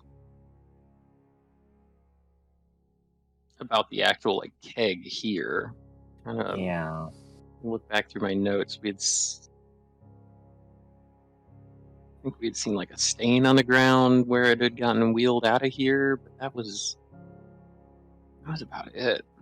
Maybe we just need to like roam around the city at night and just see what happens. Is that we could? I mean, I'm trying to think if there's a pattern to the location, but not really. I mean, if we wanted to stake out a place, we could try staking out a place. But trust me, I mean, I'm never opposed to some night roaming. I mean, we could always try to make ourselves look like desirable targets and let them come to us. And what does a desirable target look like? Do we set up a merchant shop? I mean, we could be very obvious about like our emerald that we have and just They do seem to be after. Well, I guess one's after money, but items of value. We could flash the emerald around. Make a scene here in the tavern, see if word gets out. Yeah. Fox, you could do some of the showing off and get extra drunk, or pretend to be drunker than normal, so that you seem like you would be easy to overtake. You're kind of intimidating. He sets down his second beer and says, just to make sure I'm clear, you want what? Me to be... First you talked about me being an investigator, and now you want me to be a gem merchant? Not a gem merchant, just an intoxicated adventurer who happened upon a perfect, beautiful emerald. I feel like this could be Emphasize good perfect. for you. I mean, we could just be awfully, talking. We can pretend to be, that guy from the last town, the real Trying to look arrogant up his one. name. Oh yeah, Just no, we're B work. team now. We're B squad. Yeah, Toricata. just talk Yo, about how it's- great of adventures we are and how We much. fucking kicked ass out there. We are just doing so well and have so much money, and we don't know what to do with it. Oh my god, that emerald we found, crazy. We're just gonna get robbed. Clax sort of scoots into the table and says, listen, I'm all down for this plan. We've already caused enough trouble in Dan Tavius' place. Do we really need to do this here? So fair. I think because this is the coming together, we start it here, and then we go out into the street and go for a late night walk. But maybe we split the party and well, I have a feeling that Drada and maybe even me might be better at just keeping an eye out and That is similar making thought. sure that you are or are not followed so that we can intervene. And then you and Aesop, this is probably great for you, good practice, to Yeah. really get into character and really sell it. Who are you? What's your objective? Are you talking to me? Talking about who you're becoming. Oh, okay. Can I'm gonna use disguise self. I'm gonna use disguise self on myself, and let's see. You make yourself, including. So disguise self changes everything, including like what you wear. So I could just become a totally different person, right? I haven't really Yeah, used I think the you have spell. to be the same height. You can't turn into a halfling. Within a foot. Yeah.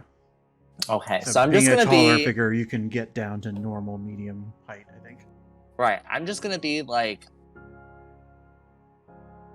I'm gonna think of someone around Drada's age, so a little bit younger than myself, most likely, because I actually don't think I know how old Drada is.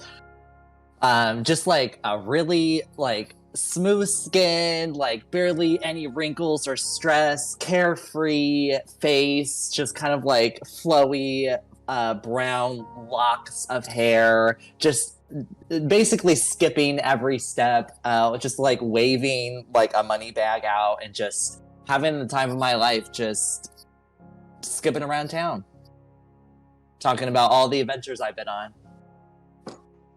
I give Drada a gift of alacrity because I wasn't with the party this morning.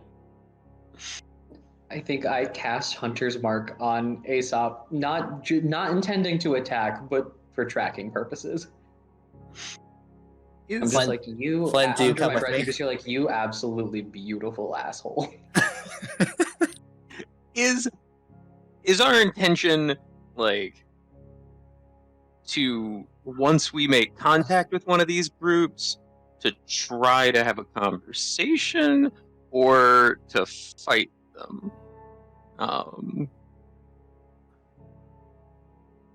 And are you skipping with me? Are you keeping pace with me, Flint? Well, Oh, sure. I think. Well, my assumption. I know that you said you cast it and you go.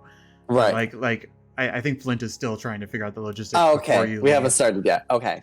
So I cast it on myself, so I haven't started the show yet, if you want to call it that. I say we just kind of. It seems like the instance with the gem merchant, there was a conversation, so they could use magic against him to take it, but it had to start with a conversation. So I think that's what we need to start with, and then if anything goes down, y'all will be ready for backup. Yeah, is backup restraining? Is it knocking out? What's the vibe? These are important questions. Do The you note we got said that we're trying to end the war, but we're not trying to. Seems like we're not supposed to engage.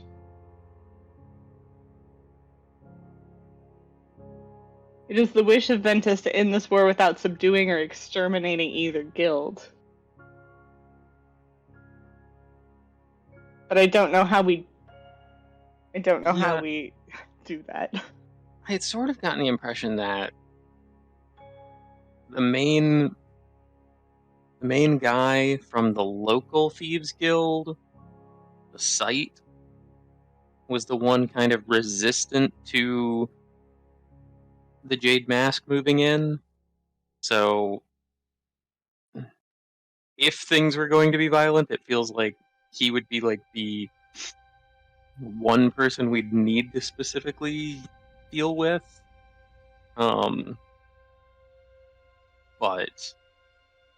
I think first is we just need some sort of way into either of these groups to just be able to like talk to them.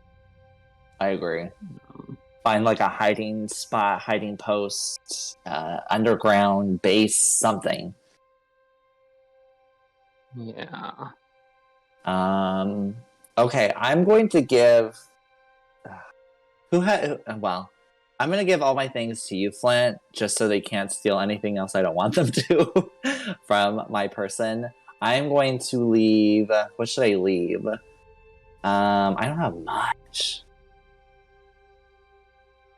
I do have the glowing rock that we used way in the beginning. I can flaunt that off.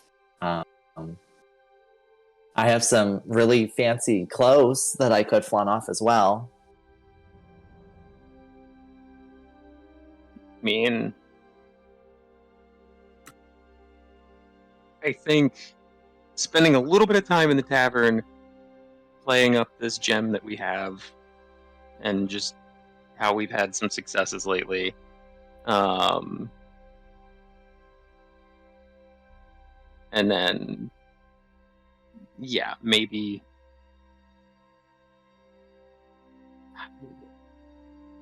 Problem is, I don't know why it seems strange that we would just go out meandering to nowhere in the night.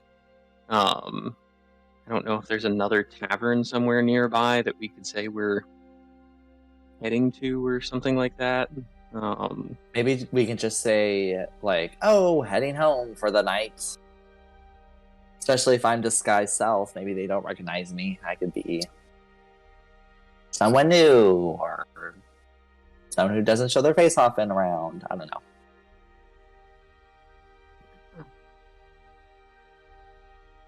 Can we ask just Antavius if there is just another bar or inn or something like that?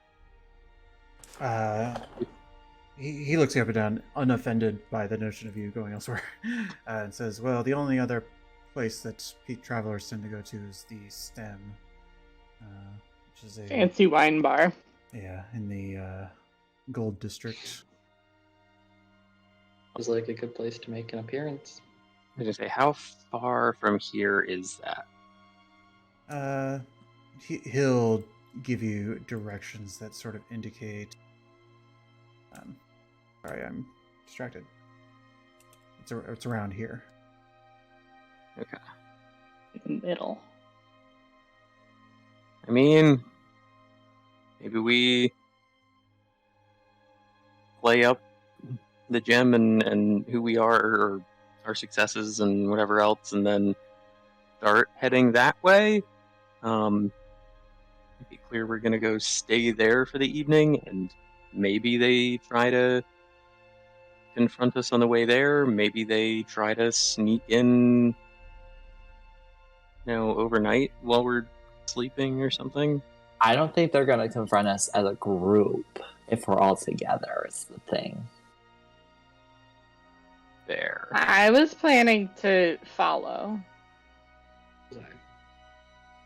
So I, my giddy, smaller self, can just hop on over, ready to spend some gold, and play around with my pretty emerald, and hopefully someone will come upon me and wish to take it away.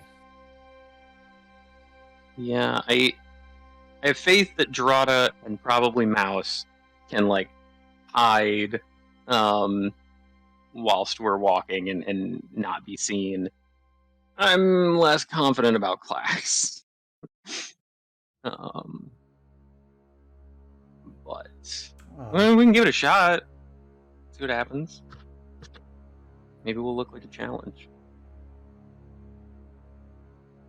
Clax sort of says, well, I can perhaps take up another position or keep an eye out on some side streets. You're also welcome to get Pass Without Trace if you so wish. I think Sure. maybe Drada, Mouse, and Clax trying to be keeping pace with us, but on a side street if they can, so that they can see us occasionally and be able to get to us quickly if we need it. And then, Aesop and I trying to just look like EV marks. Okay. They go. So are you... I just want to confirm what is happening immediately. Where are you going and when are you starting? Just go ahead and walk me through the motions of how is this sort of unfolding? So I think I leave first Mhm. and go duck in an alley somewhere nearby so that I can see when everybody else leaves. And as soon as I see everybody else and I think I am in a place where I'm hidden, I become a panther Ooh. and follow from a distance, trying to stay in the shadows. I think before we leave, we should spend a decent amount of time here, playing this up and letting word spread or something. Hopefully somebody in here knows the Thieves Guild and send word and whatever. Make it clear that we're planning to go to the stem and stuff. Oh my god, have you guys been to the stem? No, I haven't. Oh my gosh, I just need to go there. I love wine. And grapes that are fermented, and I think they just have the best wine. Me too. Is sour wine a good thing? Maybe they have delicious wine. Maybe I can buy a cup there that matches this pretty emerald that I have. Oh my god, that emerald's beautiful. Thank you.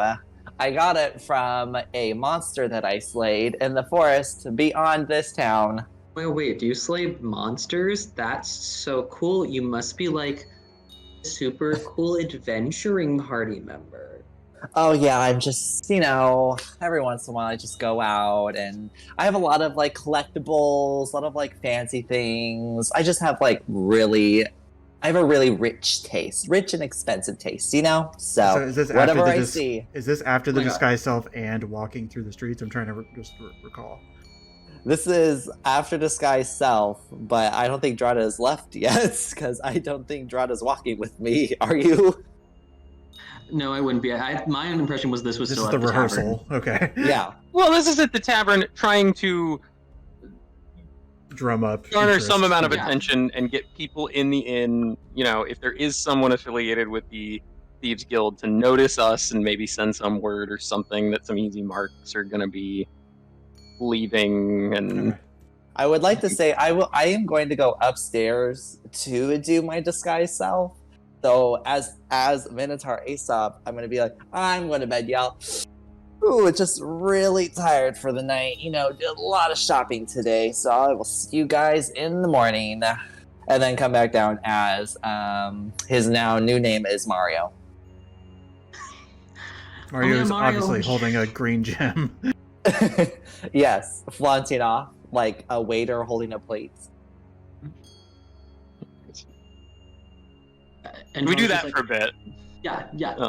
Flint starts to lose a little bit of faith in this plan, but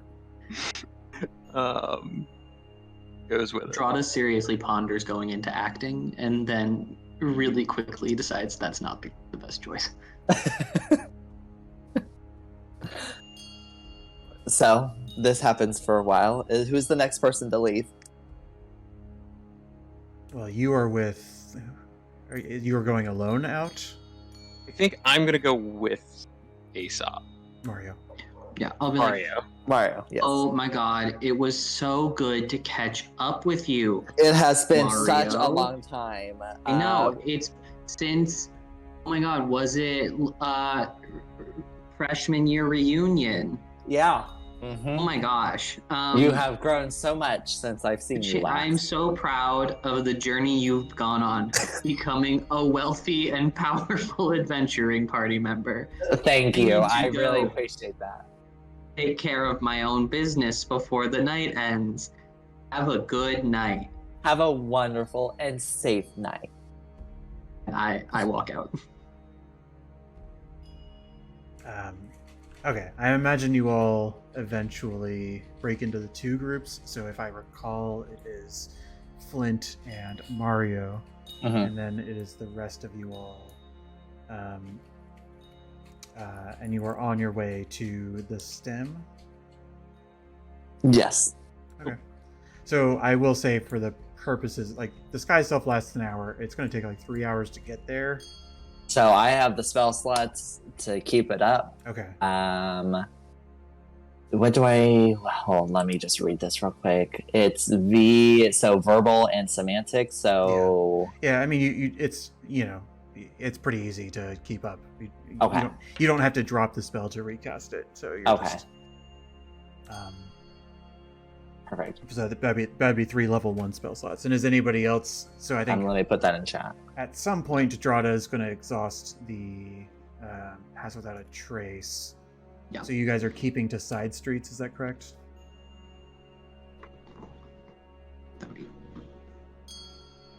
Are you talking to To the Flint? no, to the second team, the stealth team. Is it just because I feel like being cool? Is it possible to Panther leap from rooftop to rooftop and keep like eyes from above?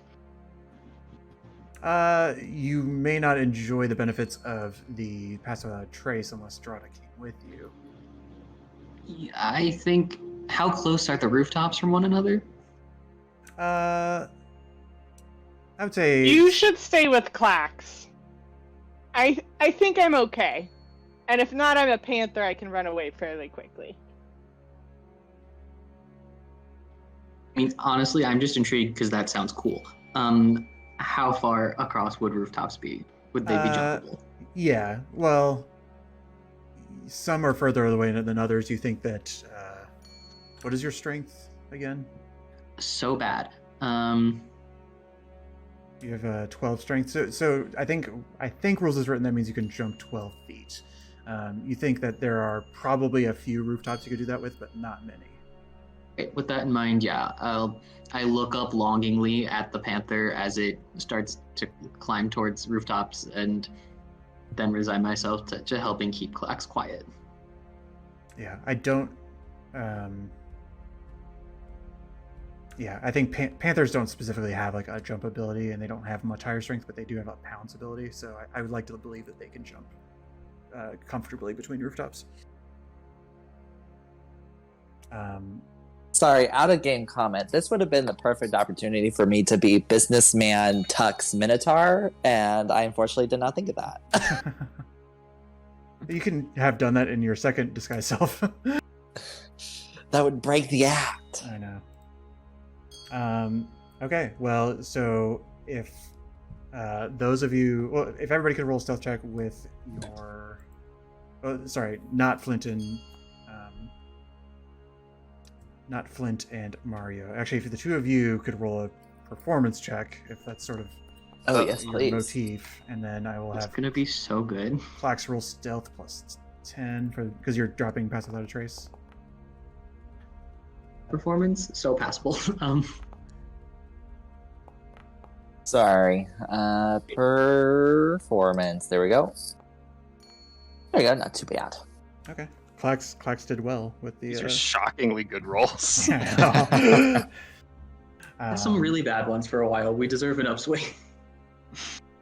And then so you guys are darting from street to street, and you are the other team is sort of taking a side street. Now, with you jumping on the roofs, Mouse, are you sticking close to the other stealthy team, or are you trying to like take up a different sort of area? I think my priority is keeping eyes on Aesop as kind of first line. Basically, they're making a scene and kind of being loud. I'm trying to make sure they are being followed. I'm trying to keep tabs on if they're being followed. Okay. So I do want sight on them as well as much as I can on the vicinity around them, but I'm not engaging with them. Okay. And I also ask for the sake of awareness, but so again, there's a full moon, so you all are able to see at night without any light. But what is sort of going on with Flint and Mario? Like, how is this performance unfolding? So, just to make sure you guys can hear me, I had to change my audio setup real quick. Are we good? I think so. Yep. Okay. So, before I leave, I just like look at Flint when it's just us two at the table. I'm like, "What? Okay, are we best friends? Are we adventure party members? Like, what should be our relationship?" I think we're overthinking it, but good friends. No, maybe we're just two people who just met at the bar. We're a little drunk, and I'm showing you to the stem. Okay. Because you like wine. Right. So we're now on our way, and I just imagine me talking up almost the entire time. That would get annoying. But for most of the time, I'm talking up about all these wonderful items that I got, and my most prized possession is this beautiful emerald that I just can't live without. And its beauty just reminds me of the beauty of the world, and I just kind of go on and on about essentially how, quote unquote, how rich I am. Are you like visibly like showing the emerald? Like how? Oh, are you just talking absolutely, about yes. I'm visibly showing it by keeping it still close to me, so someone on the street can't just like snatch it out. You know, I'm not waving it around, but still like showing it visibly.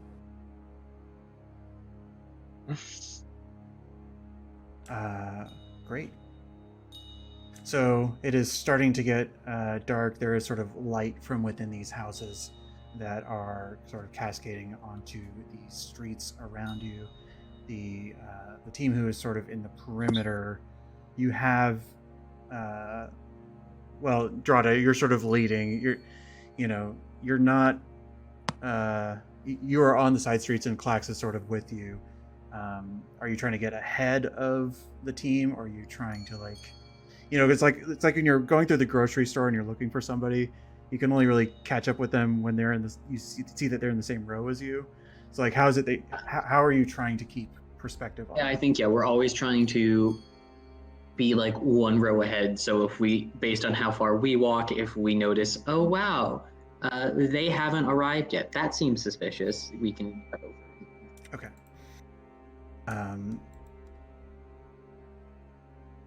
There is I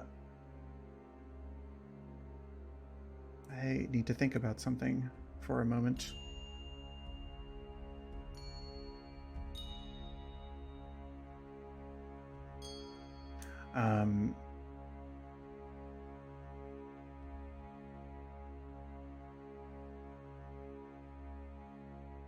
One moment. I want to read a thing.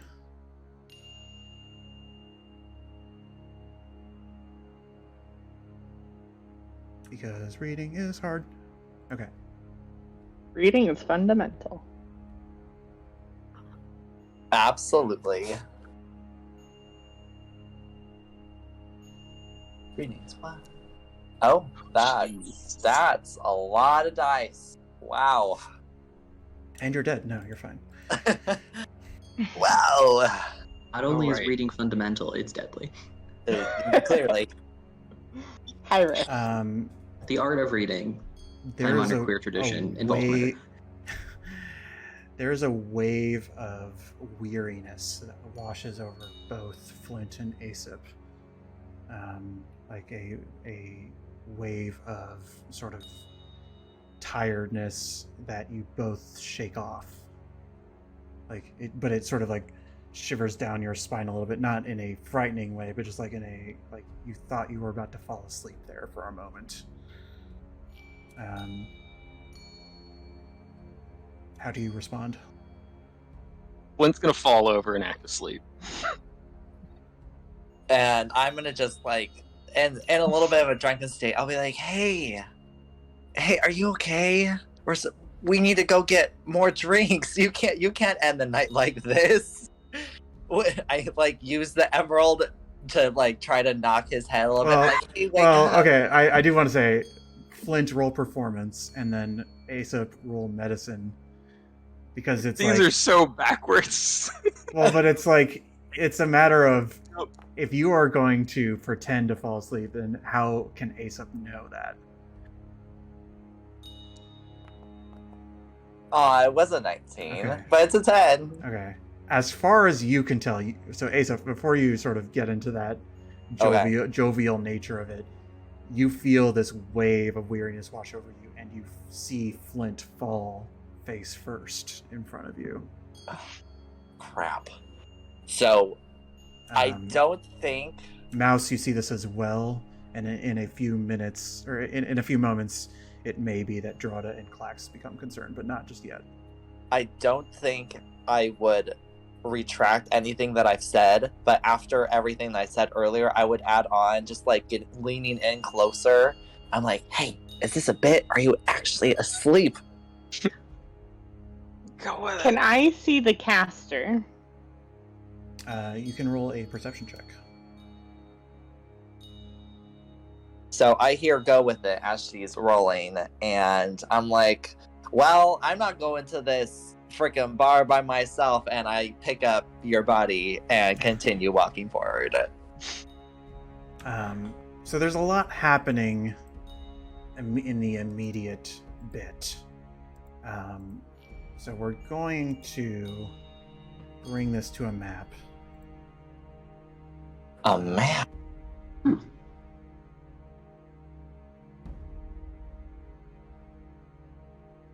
we're going to see just how this plays out.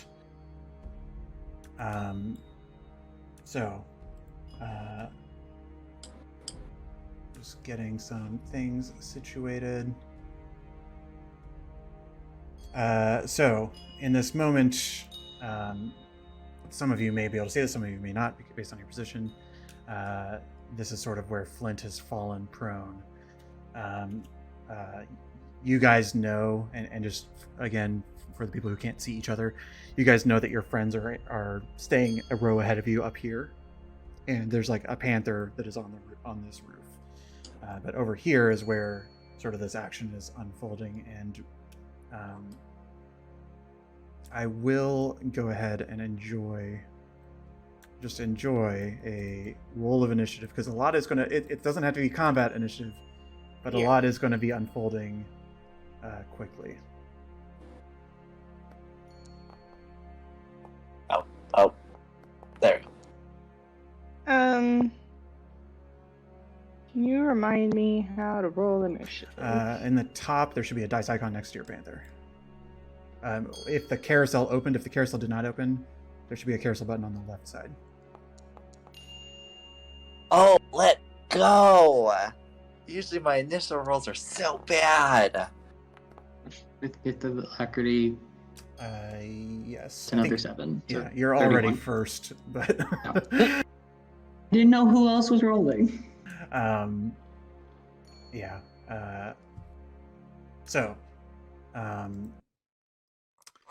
it's Strahda's turn. I will say, oh, my game just refreshed.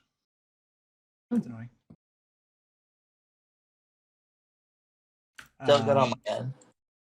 Yeah. We're going to. Also, that GIF you sent in chat is exactly how I pictured Mario. I'm sorry, I'm resetting because I ran into issues. I'm saying aloud that my initiative was 8 because I'm about to drop form, and often I get removed from the carousel. Okay. Assume my initiative stays the same even if I change form. Yeah, I'm temporarily experiencing an issue where I can't see anything on either of my screens. That's So I'm quite unfortunate. refreshing. Yeah-oh. Okay, things are coming back. They are. Okay. So Drada went first, but in this exact moment, you have not had reason to be concerned yet, so I'm reluctant to let you take a turn, unless there's any particular reason you think you would, because it's sort of based on what you said earlier, staying a row ahead. They haven't had time to cross this threshold yet. This is all happening in the first 3 seconds. Absolutely. I think I would do my best then to try to, even if it's like butting up against a wall or putting myself right around the corner, trying to just hide myself as much as I can, but be ready and waiting to see them around the corner. Okay. Then from there, yeah, ready in action if I can. What action are you readying? Actually, no, I wouldn't ready in action because I would assume everything's fine. Okay. So, and just so you know, Mouse, I'm going to tell you what you see with your perception check when it's your turn. But Aesop, you had just finished sort of saying like, "Is this a bit?" And then he said, "Go with it." And so, how do you respond to that?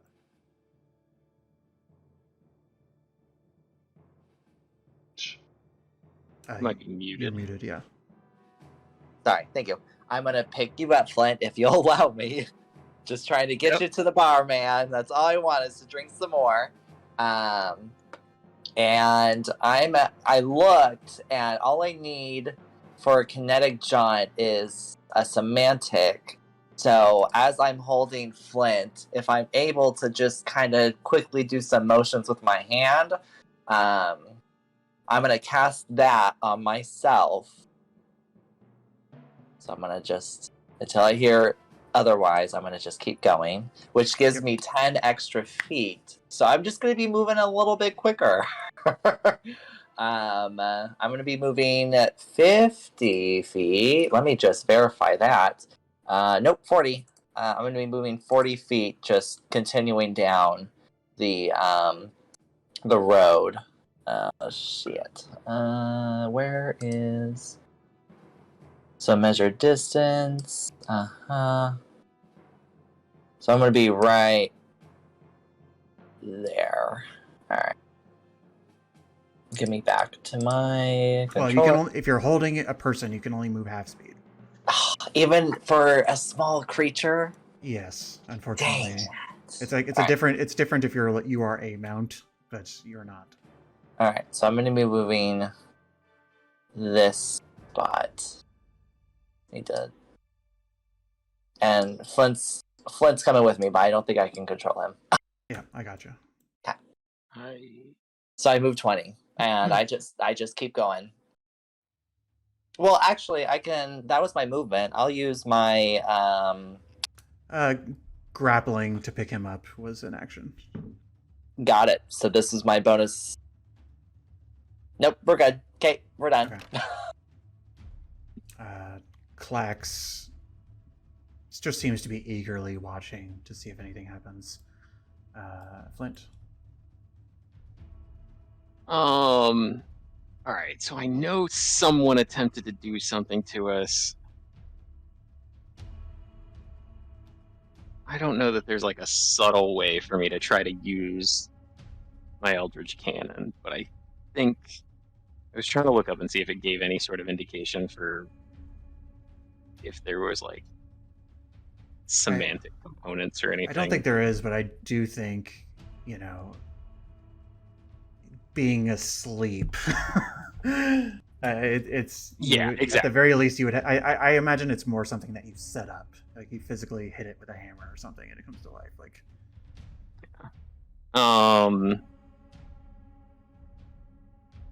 yeah, I think based on that, I probably am just holding an action, and I think that action is to use my Eldritch Cannon because I don't have a good enough sense for who we're about to encounter or what, to ready like a firebolt or something like that. So I think I would ready an action to use my Eldritch Cannon if someone try and attack us. We can define how it looks to do your Eldritch Cannon later. I tend to imagine like you're probably holding onto like a button on your belt or something. Like, you have like your trigger finger ready for it to spring out. Okay. So, Mouse, what you saw with that perception check was somebody who was relatively well hidden and in dark enough space that you didn't necessarily see the face, but there was movement on this roof over here that has sort of since ducked to the other side, and you saw that they didn't just duck under the roof, but they seem to have went invisible. So there was sort of like a silhouette of a figure that went invisible as soon as you spotted it. Were they... I saw them on this roof. Yes. Did it look like they had dropped to the ground? No, they looked like they ceased to exist. Like they had been in sight and then they disappeared. But they were sort of crouched behind like the apex of this roof before they like phased out. I'm gonna run over here. And I can't make that jump because I don't have the speed for it. And I'm going to use my best judgment in the direction they were heading and drop an entangle. Okay. So you have to drop form for that, right? Correct. I drop form and then I cast entangle. Dropping form, I believe, is my bonus action. Oh. Oops, I just dropped you inside. Ignore the random interior design. Yeah. You're like, wow, lovely home. Yeah. Beautiful. Okay. Go ahead and do that. I need to figure out how to... Let me insert you into the combat. I don't know how to, like, set your initiative. So I'm just going to... I can just remember I'm 8 and I go after Flint. Actually, it didn't get rid of the panther. So... Well, yeah, I was... Yeah. We just move the panther in the corner, or... Yeah. Oh, I clicked it and rolled. It's not that good. Yeah. I will figure out how to bring you behind Flint. But... Does that... trying to figure out how to adjust the area. Yeah, there's like the right angle ruler that allows you to... Yeah. Based on what was said, do I think that is the best area to drop it? That is approximately the area that you saw this person in last. but I will tell you that they would have had like functionally a surprise round to move as well. So it's sort of up to you to decide if you think that if they're standing still or not. For the duration. I will say that I do have a fixed location. I am not deciding where they are until it's necessary. Or like they've already been decided where they are. I just need to know where you select. Yeah. I'm trying to decide if I think they would have dropped to the ground. It doesn't say I have to see the spot. It just has to be within 90 feet. And I'm guessing I can't cross 2 layers. But it can't be. No, it's something like that. Yeah. It would go into like the roof and then it would trail off the ledge and go inside. I'm going to take a bet and make it here. Okay. What does it look as sort of Aesop and Flint, and also I would say Drada and Clax from behind, when you release sort of this spell into the distance? What does that look like? Yeah, I think you all can probably see her release the spell, but not the spell landing because it's on the other side of the building. But it looks like as if sort of a cross between a shooting star and a shooting vine, but like the vines are like galaxy designed, shoot out of the end of her staff, and seem to arc over the building and land on the ground on the other side. That's really annoying. And I don't think there's any reason I would know whether or not they were in it based on the description. Yeah. Yeah, unless you see somebody tangled up in it, there's really no way to know. I'm drifting. I think I have 5. I should be able to be in the very corner, but otherwise... Yep, I see. Okay. I really, truly cannot figure out how to change your initiative, so I'll have to figure that out. But let me read a thing really quick, as it is no longer your turn.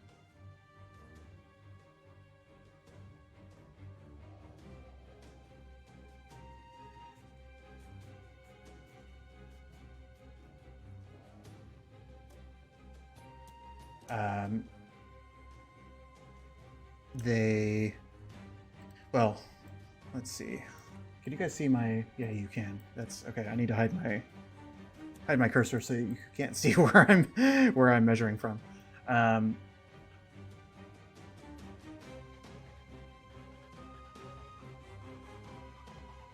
This is one of the things that I was less prepared for, so I'm just reading this guy's abilities.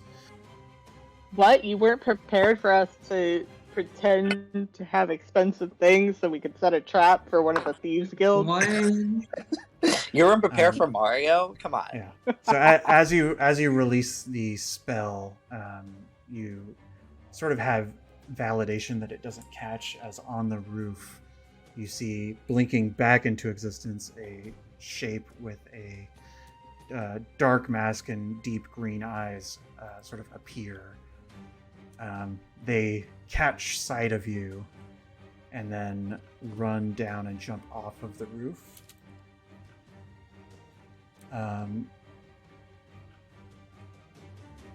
And Aesop, well, so in this instance, Flint, you readied an action. Do you react immediately?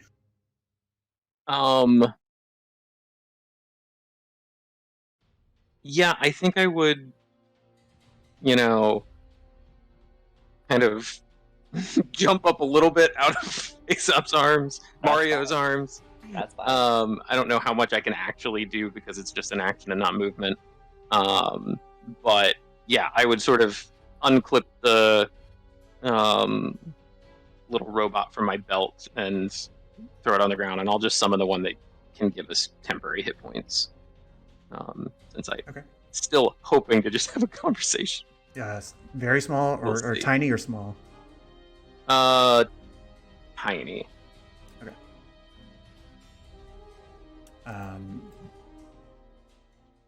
you can move it wherever you want if you like. But as this sort of springs into existence, and I imagine like Asa can release the grapple at any time, and you just land on your Right. feet, so you're no longer like in a negative state. But it's kind of clear that the jig is up. Like you're not actually asleep. Yeah. Um, And I don't know how much I have room to say anything, but I would presumably say something along the lines of like, hey, we want to talk. We're interested in meeting with the Jade Mask or something. The figure quirks their head a little bit before they're going to reach for Aesop. Oh. And go ahead and make me a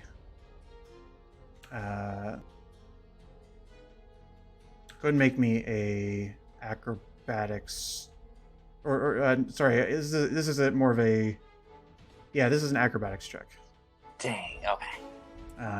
You see that they are reaching Dang. they are reaching for the area where a gem was being flaunted. And where would that have been? Because you did have it out and about. I did have it out. I would probably. Oh God.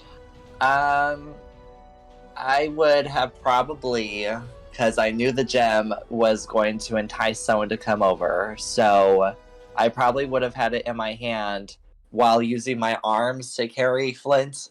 So I probably would have. It's probably still in my hand in front of me. Yeah, but in this moment where he drops down the roof and looks at you with a kind of deftness that you probably just weren't expecting to unfold in these 3 seconds, he grabs the emerald from you. And that was his action. As his bonus action, he says, well, if you want to talk, let's see how you do. And then he takes sort of like a ball, like he pockets the gem quite quickly, takes a ball out of a sort of like side pouch on his cloak or something, and holds it up and throws it to the ground. And you see that it sort of this is a green sphere that sort of explodes into energy that then sort of coalesces and reforms into this large wolf made out of jade. And we're just going to add this thing to the initiative because it has its own initiative. Seemed to do pretty well. And then at the end of this guy's turn,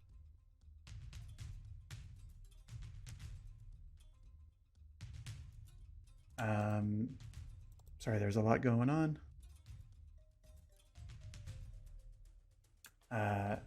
He is sitting right there in front of you. I will say, now that you have a close look at this guy, there is something about his appearance that is shifting. There appears to be multiple versions of him, and there's sort of a glow about him and his armor. But he is standing there in front of you, Aesop. Okay. Thinking, because I wouldn't know otherwise. Oh, nope, it's not my turn. Yeah, we'll go with Drada first. Yeah. Drada, not only have they not arrived, but you saw Mouse's movements, and you've heard the sort of explosion from this ball that you haven't quite seen what it rendered into yet, but you know there's drama around the corner. Absolutely. Question. A retconning question that just because I said I wanted to ready an action and then didn't know, would you be mad if I retconned that I had readied a dash action to at the first sign of move, if I saw something move that way or I saw an action to dash towards them? Yeah, sure. I think that makes sense. Okay. So if you want to take a free movement from and then begin would you love to? And because it's my first turn, it's a whole lot of movement.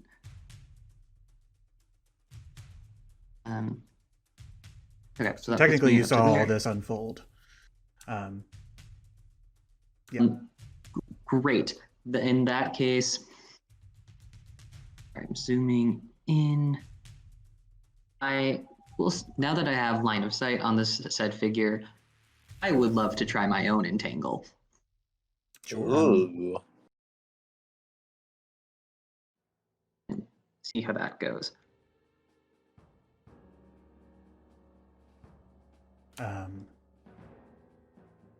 Very well. And actually, sorry. Trying to put it in a place that I should have moved first. If I could see exactly where I'm placing it. Let me move you over a little bit just so you have. Thank you. Great.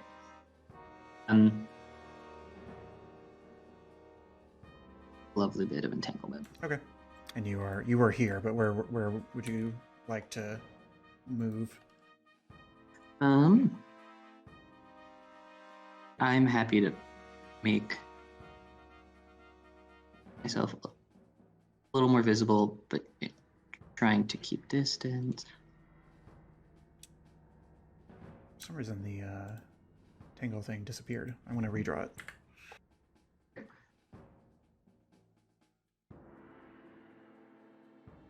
So I'm directly at this point. I'm directly under mouse. Gotcha. Okay. And is that your turn? Cast entangle. So that does drop your hunter's mark because it is concentration, I believe. Just so you know. I don't think entangle is concentration, is it? Yeah, it is. It is. There is. That's so rude. Then that's fine. Entangle is a one action casting time. Yeah, concentration is like a added component. Like. Okay. Yeah. Then oh yeah, I just didn't look far enough on the spell description. I'm a fool. That's so fine. That case, this jade dog has not been aggressive at all. It has not seemingly attacked anybody. But it does not seem as tied up as the man is now. Okay. I'm happy to fire a shot into this pupper. Okay. Please feel free. My bonus action. Wow, that's great. That actually hits. It is a Exciting. relatively large target.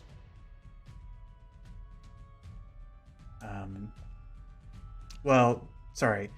You can only bonus action attack if you take the attack action. Like. Well then. Yeah, sorry. Never mind. I cannot do so. Yeah. But you unload the entangle. I shoot off an entangle. Yeah, and you see that the individual in the mask does seem to be affected by this. The dog does not at all. So we'll move on to Aesop, who you do see this in front of you as well. Okay. I am, since they're like right up against me, I'm going to fall back a little bit, and with kinetic jaunt, I do not get an attack of opportunity made against me. So I'm gonna move just on the other side of Flint because his little robot guy is there,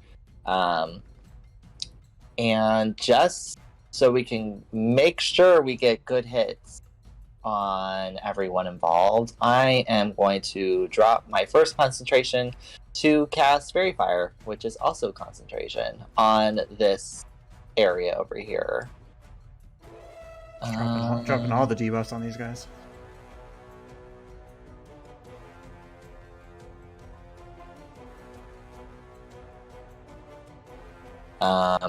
That is a big cube. 20 foot by 20 foot. Well, yeah, I mean, I guess it's fine. Yeah, because Fairy Fire isn't a persistent effect, so I know you're hitting both of them, and that's it. Right. And then just for added flair, DM, if you would allow this, because I've never casted this spell. Sure.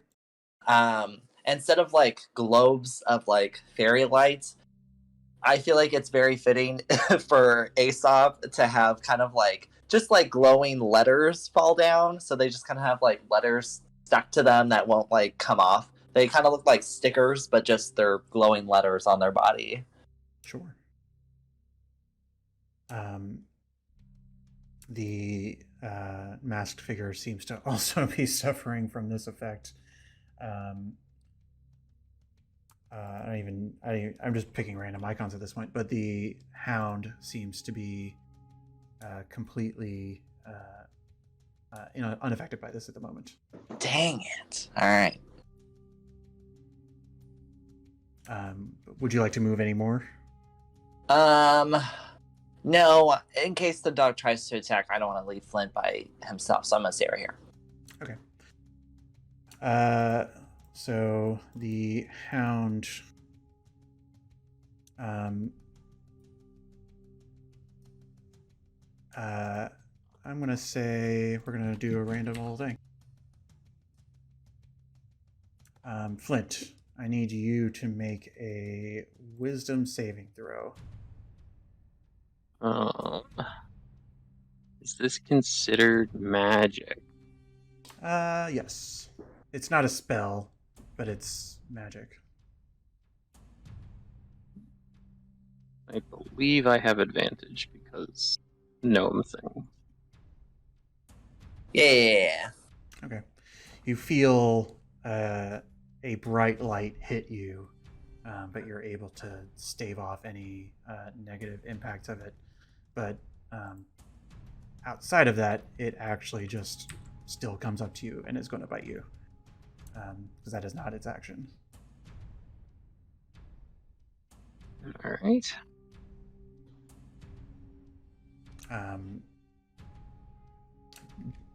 I'm trying to give you at least 2 seconds now, Art, for any silvery barbs, but just making sure that you still have the ability to interrupt me, but I do prefer that you don't sort of inform that by the damage dice. So I'm trying to save spell slots. Okay. I used a lot in the disguise self gig. Yeah, fair enough. But you take 16 piercing damage as this. Ooh, this maybe I should. How much? What was the roll to hit me? It was total of 22. 22. I granted now I know the damage number, so you can decide one way or the other. I would probably have shielded that, but Okay. You could this one time, yeah. It's totally fine. I didn't hear the act. I knew he was going to hit me. I didn't hear that he had attacked Yeah. or the damage dice. No problem. But he does chomp down on you, and you sort of release the shield effect to stave that off. And that is the end of its turn. Mouse. It's on me. I go after Flint. Right. I'll figure that out. Can we just roll you again until... Oh, wait. I got it. I could just keep rolling until Okay, I show up in the okay. right spot. Yep. I just had to do a thing. Clax. Why did my screen do this again?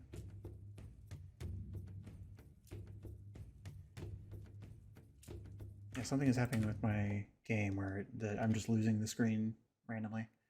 Yeah. And it's only been this map, so I don't know what that's about. But we're back, and it is Clax's turn. So Clax sees the drama unfolding and is just going to try to get in there, but it is sort of he gets just outside of the edge of the vines using a action move and an action dash, because he doesn't have nearly as much move speed as some of you do. And so he gets over here, and now it is Flint's turn.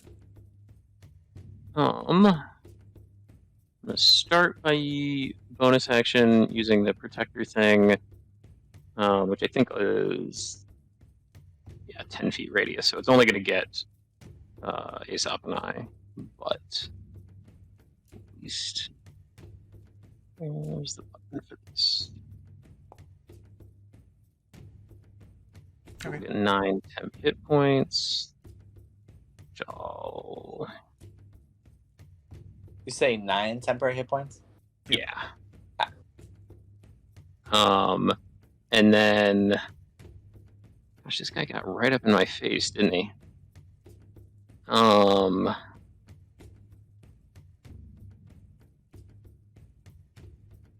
Yeah, I'll just go ahead and try and firebolt him, even though he's in melee range. Yeah. Which one? The dog. Okay. So it's technically disadvantage because it's Yeah. point blank.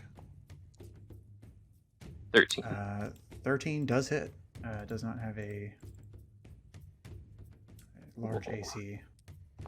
And then I also get the extra D8.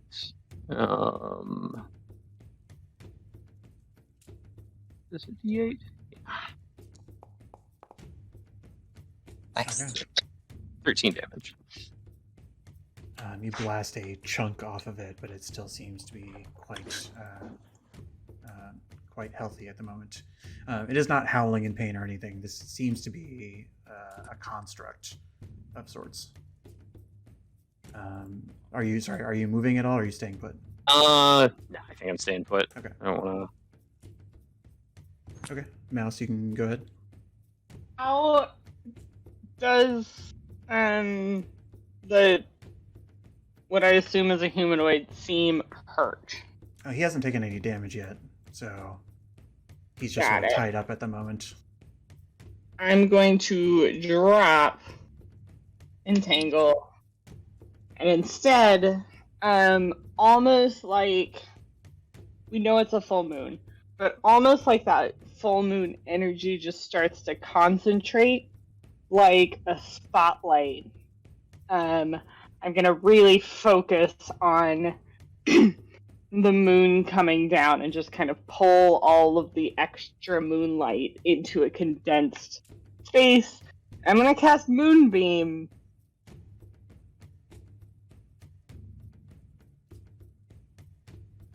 With the intent of dropping it the second he looks near death. I know you can't, like, hold magical, Yeah, I understand. but I'm not trying to kill him, and dropping something is a free action. Yeah. So it's only a 5-foot 5-foot radius. So that would be Does Yeah. that make 4 squares? Yeah. So yeah, you're able to hit both without issue. Let me just. Yeah, you're fine. Okay. So when It's at the start of their turn. If one of them is a shape changer, they make the check with disadvantage. Gotcha. Okay. Ooh. It is this individual's turn. At the top of their turn, they will roll a great die, and does not seem to be successful in that regard. So if you want to roll the 2d10. Was that the potential shape changer? Or the Well, this is the masked figure. Creature? Okay. If it is a shape changer, it reverts to its original form. It does not, or it does not appear to be. is the like you had mentioned that its shape looked strange to us or something. Is that more like we're almost seeing like double vision or something? Or Roll Arcana check if you'd like. Sure. Yeah, I think that was. It's a mirror image sort of effect. Okay. Not Okay. which Flint knows, but I don't. Yeah. I think it's totally fair for Mouse to have done that. I was mostly just clarifying the verbiage because I had kind of thought too that it sounded like this thing was like was shape changing, not so much like a illusory blur or mirror image or whatever. It is able to maintain concentration on the thing it was concentrating on, and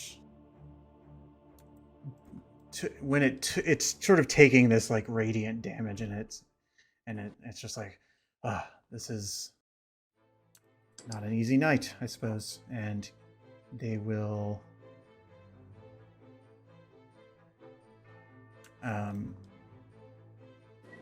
they sort of slam their hand on the ground, and a sort of pattern of thunderous energy erupts, and they are going to cast Thunderstep.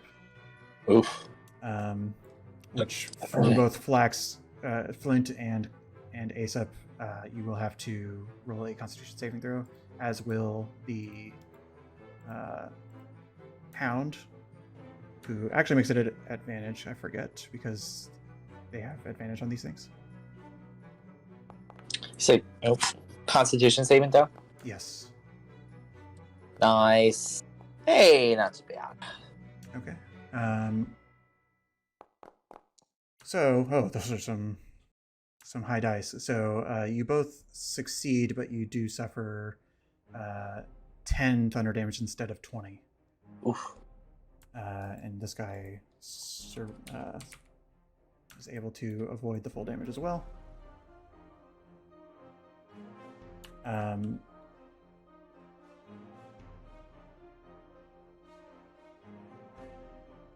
And you guys hear this like loud booming thunder that sort of deafens you in the sort of immediate vicinity. This is no longer a stealth operation. You're quite certain of that.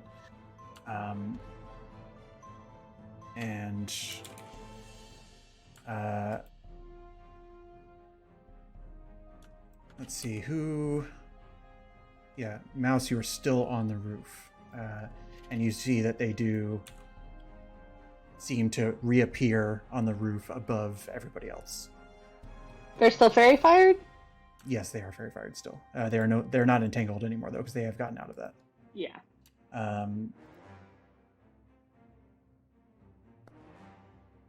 And at the end of their turn, they disappear. I'm going to look up what that means with... Oh, wait, sorry. Before they actually do that, before they disappear, I'm going to keep that die just because I'm a little selfish, but they say, I'll be watching, and then you see tumbling from the rooftop above, there's another glass ball that sort of lands behind those of you here. Oof. Okay. We'll talk if you survive. I don't think a fairy fired creature can benefit from invisibility. No, they cannot. So,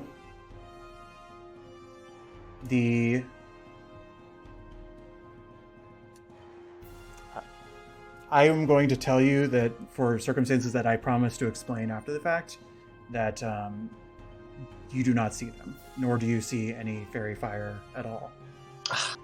Dang it. I will explain exactly what it is. Eric may have Eric has a face that might know what it is. I have no idea. Okay. But Unless they've got way higher magic than I think they do.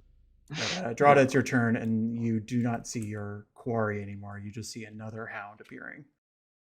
That great. So do I hear I'm watching and I'll talk Yes. afterwards? Yeah, and you do hear it from above on this roof up here.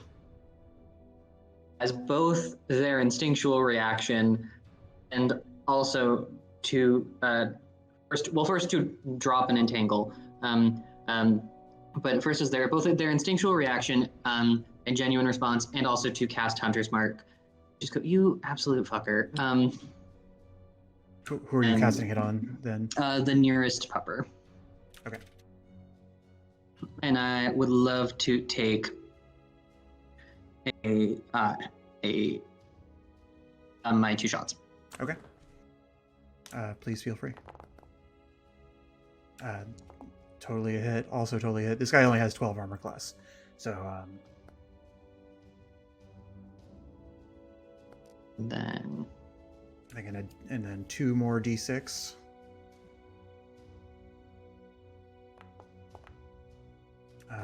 Okay. And you do have a third... So now you can bonus action attack because you took the attack action, if you would like.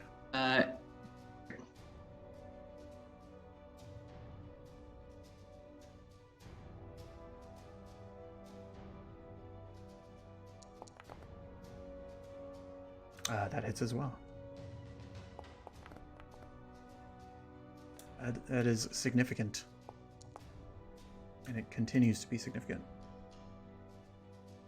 All right. You are unloading into this thing. You do notice as you plug these bolts into it that they do not seem to do as much damage as you expect, as they are sort of glancing off of the stone, the stoniness of this construct. Fantastic. Okay, then question.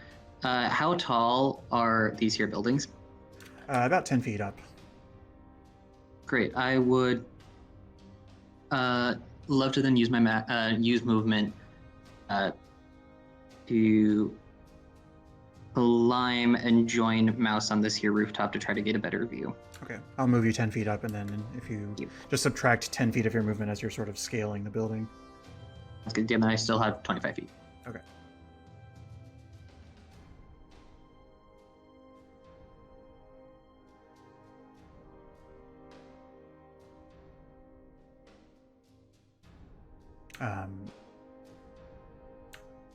Well, so you're not actually on the roof right now. Where are you moving to? I would love to be on the roof just next to Mouse. Okay, gotcha. You're right there then. Okay, is that the end of your turn? Would be the end of my turn. So Drada, do you want to describe what it means to just see Drada climb roofs with such ease? Yeah, I think it's like it almost looks like not like Mouse's Panther necessarily, but like Drada almost looks like a cat, just like each arm and leg kind of moving in tandem, like really like nails digging into any like crack or crevice in the wall. He mounts it with like surprising ease. Okay. This second hound, at the top of its turn, it's going to look towards Aesop. If you can make a wisdom saving throw. Oh no. Okay. Oh no. Oh, it was close to being 11. All right, 10. Yeah, you.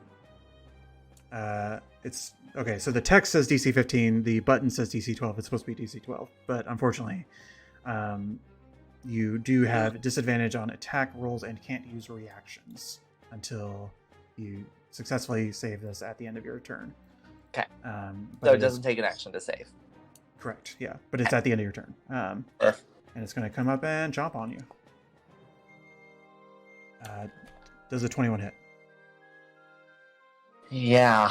Do I use it now? As well. I'm gonna use for my innate spell casting slot. I'm gonna use the silvery barbs against that.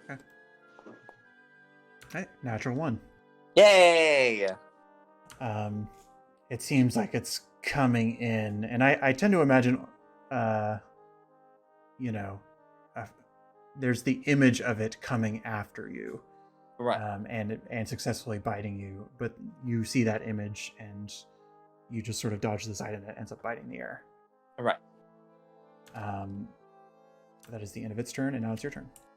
Okay, I don't have much, unfortunately.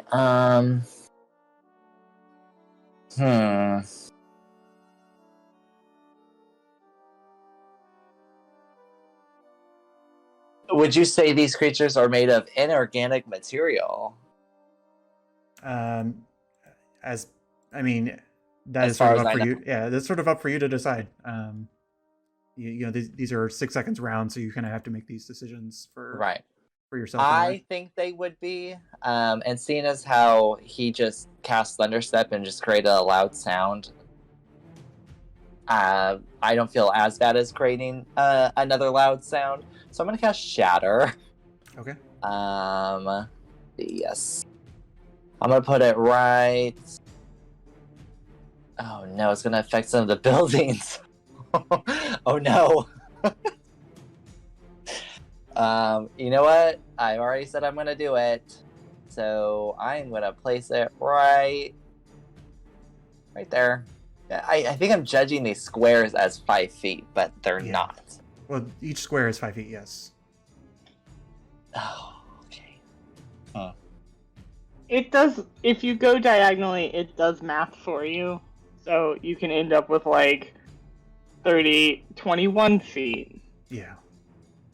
If you go straight, it measures correctly.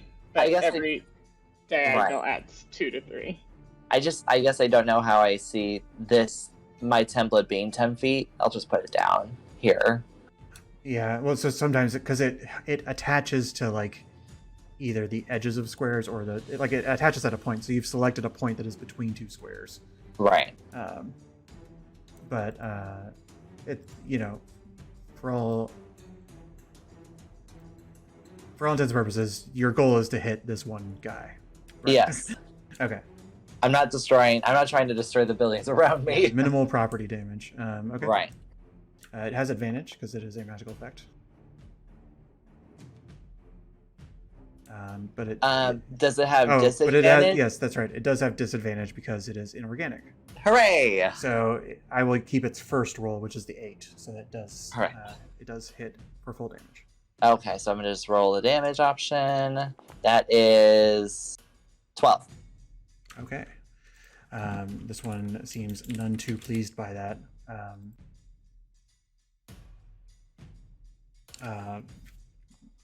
But that it seems to have taken an expected amount of damage from that, I should say. Oh, hi. Cool beans. And that is my turn. Okay. You can make a wisdom save to get out of the misfortune. Okay. Hey. You are no longer affected by that. Hooray! All right. This one is going to.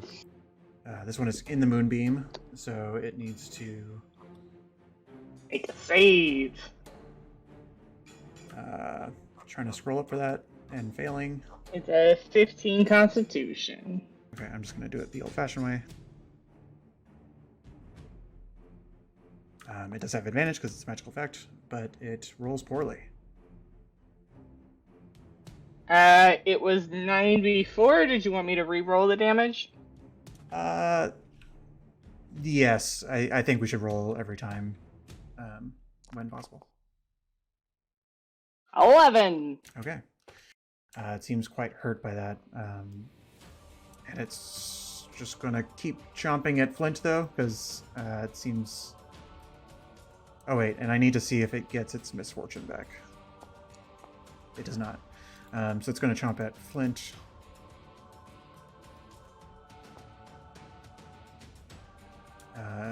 For a 17.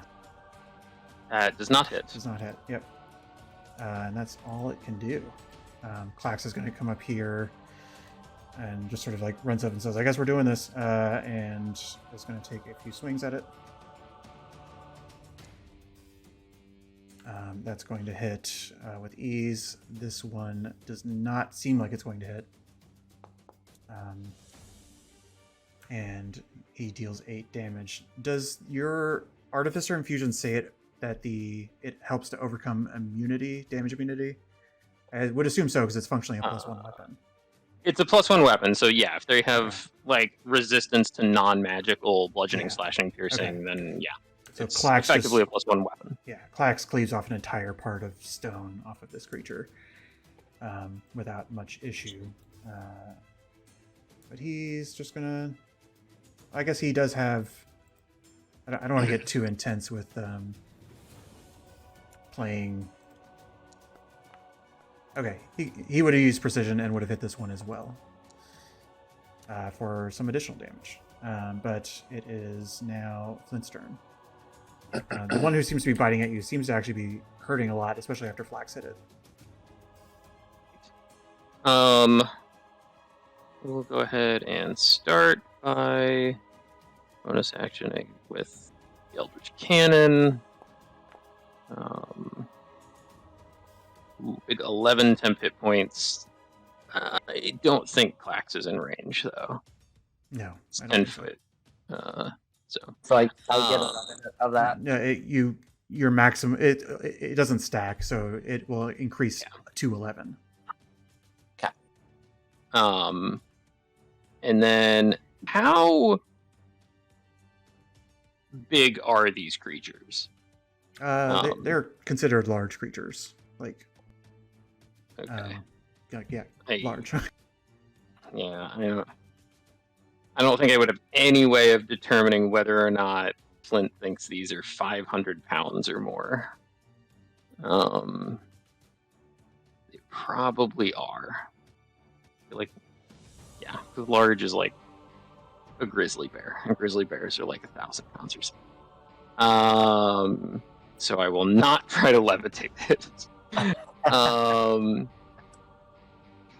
I wish they weren't just right in melee range with me. I know. I'm gonna. Oh, and they have resistance to magic too, which is a bummer.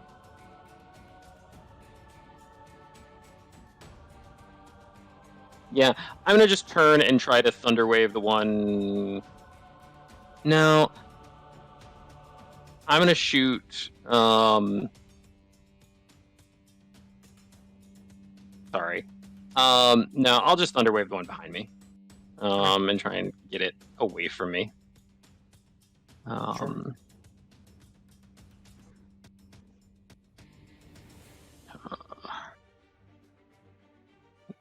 Okay.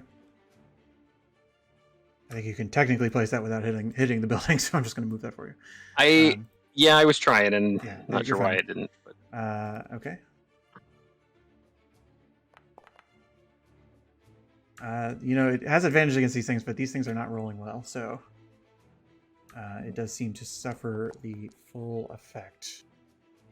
I get an extra D8. So 9 damage, and it is pushed 10 feet or 15 feet? 10 feet. 10 feet, yep. It does seem to do that. And there's no good way for me to like move. I can see into some of these buildings. Are these just like windows that I can see in? They're windows, yeah. You would see a door icon if there was a door. Okay, I was kind of making sure it wasn't just like somebody's patio or something that I can run through. No, I'll stay put. I don't want to leave Aesop in the middle of these two by himself. Okay. Thank you. Mouse. So question. How long had we been traveling before this happened? It's taken you about 2 hours to get to where this scene unfolded. I think like Aesop had just sort of refreshed your third disguise self, and then Yes. we got like 10 minutes later. Okay, so just over 2 hours. Yeah. Okay. Because I would have also refreshed my Panther form at that point, is what I was clarifying. I'm a guiding bolt. Am I gonna guiding bolt? Yeah, I'm gonna guiding bolt the one that's also in my moonbeam. Okay. Its magic resistance is only saving throws, so it is just a roll, and that hits. 26. Oh boy. With terrible damage. That's still quite great. Next attack against it has advantage. As it starts glowing like the sun. We'll just put that there. It's quite the glow effect. And am I able, weakling that I am, strength of 10, able to jump over one No. house, or is that too far? Yeah, thought so. Yeah. First of all, you need to have a running start, but then you can only jump up to 10 feet without any kind of assistance. I'll just stay here. Okay. Very good. You see the individual seems to come back, and you see that they are glowing as if under the fairy fire effect still. Let me actually put a glow effect around them. But they just sort of reappear at the top of their turn. And then they're going to kind of peer over the ledge. Those of you who are on the floor don't really see this very well.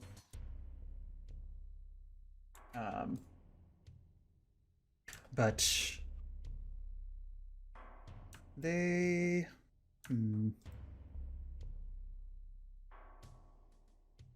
They're just going to keep it simple, and they actually look towards Mouse from the distance. They see what's unfolding beneath them and think it's doing quite all right, but they're going to look towards Mouse, and they sort of raise an arm towards you, and you see that that a multitude of green orbs come just slamming into you.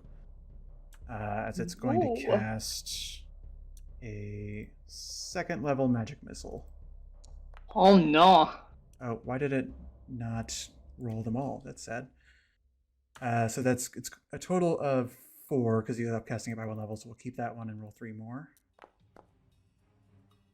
So 15 instant force damage, and I need you to make 4 Constitution saving throws for concentration, and just basically don't roll under a 10, and you'll be fine. 20. Sorry, I'm mathing 15. Constitution saving throws.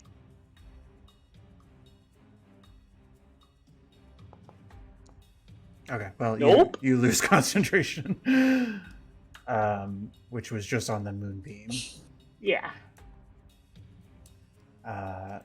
As these sort of orbs just sort of slam themselves into you, and as my screen flashes again, you find that it just is too much of a sort of forceful presence, and he sort of, you can't see what the expression behind this mask is, but they seem sort of a little bit pleased with themselves, and they'll dart back and why am I doing all these self rolls? I should be doing public rolls. I'm sorry, I just didn't realize it was set to self. So I'm just revealing that last die I rolled just because. And they disappear again. Drada, this is the first time you've seen this person up there. They had sort of revealed themselves, and as they sort of appeared, shot Mouse with these 4 bolts, and then just stepped a few feet back, and then they just completely vanished. Hey, DM, I think your calendar is no, I got kind you. of okay.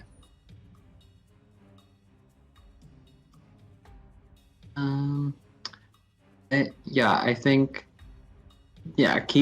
keeping my eye out for the figure, but also knowing we're here to talk and maybe learning some lessons from shooting first and talking later last time. I think I'm gonna maintain a partially effective barrage at the closest dog. Okay. Which also I should not have been able to bonus action attack last turn because bonus action cast Hunter's Mark. Right. I'll refund just it. going to do attacks. Okay. If that's I'm just okay. I'm just gonna refund it. 5 hit points, we'll say. To be honest, I'll scroll up. Go ahead. okay. So this attack is being made at advantage, which you'll love to see. Why is? Oh, yes, it is. Yes. Okay. The bolt slams into the beam of light and definitely hits. Just then, second attack. That one does not seem to hit. Oh, sorry. Just want to clarify. Should I roll a bonus action or no? Yes. Yeah. I mean, so I scrolled up. Your last attack did 9 damage, so I refunded it 4 hit points. So just do all as if it's a fresh turn. You go. Doesn't matter. Okay. The first attack does hit, the 23. Sure do. With an extra. We're doing great. Yeah, these are just incredible. Okay, that's better. There you go. Yeah, this is when Drado learns that as he tries to learn restraint, it doesn't go well. The light from Mouse's guiding bolt helps these bolts to not only be accurate but to pierce through, but it still seems to be doing. It seems quite damaged, but you just weren't able to do enough. And yeah, that's my turn. Still near Mouse with the intention of after seeing that barrage, can't really take a step forward, but just to offer another body in the space, just in case. Mm-hmm. This one is upset by Flint's maneuvers, that it's going to take a bite out of Flint and fail. But that's all it can actually do. So, Aesop. Okay.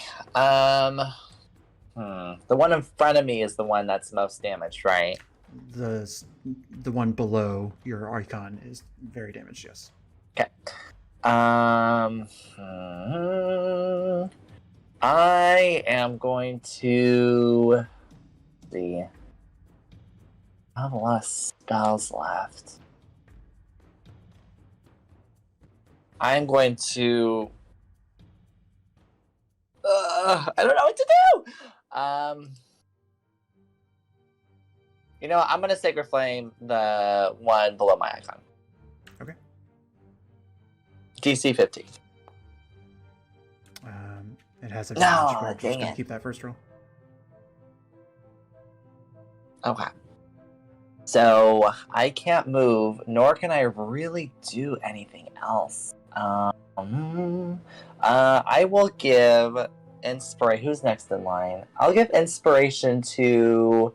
Hopefully, Clax can finish it off. So I'm gonna just yell out to Clax. Hopefully, you can finish this, and then send some inspiration over to Clax. I'll put it in chat right now. Okay. There we go. Clax will begin his turn with unleashing a flurry upon this thing.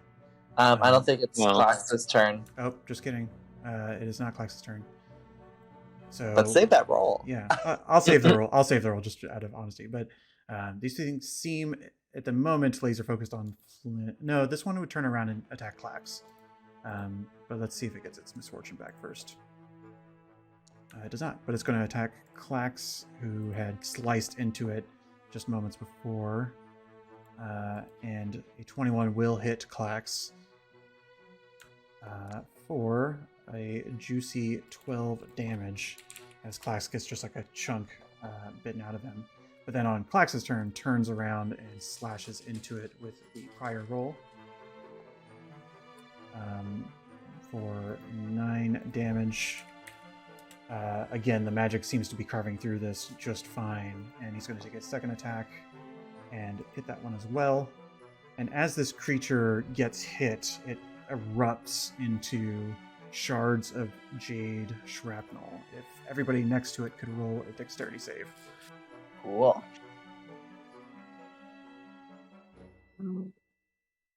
Oh. Oh, it was a 20. Oh, it was a 20. Oh, jeez. Uh, I probably have to do this for my. Oh yeah, don't take my second one. I accidentally clicked it twice, so take my 11. Okay. Well,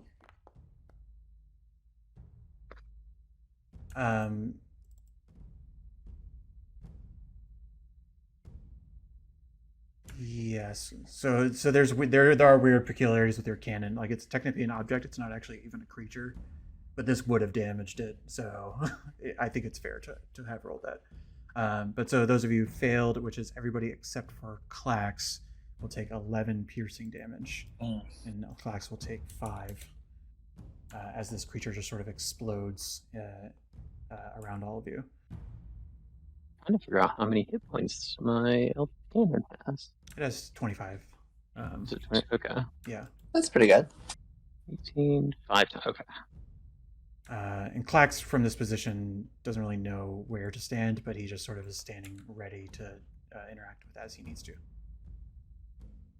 Now it's Fun's turn. Now it's my turn. I will start with giving us some temp hit points.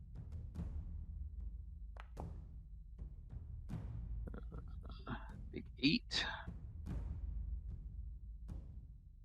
Well, I guess whatever, that's fine.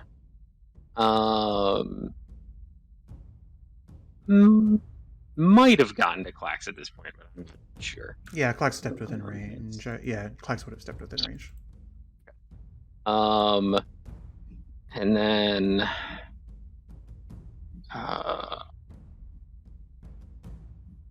never have my bonus action available to try and shove something.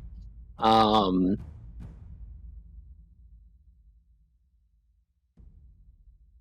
I'm just going to try and take a step back out of melee range with this.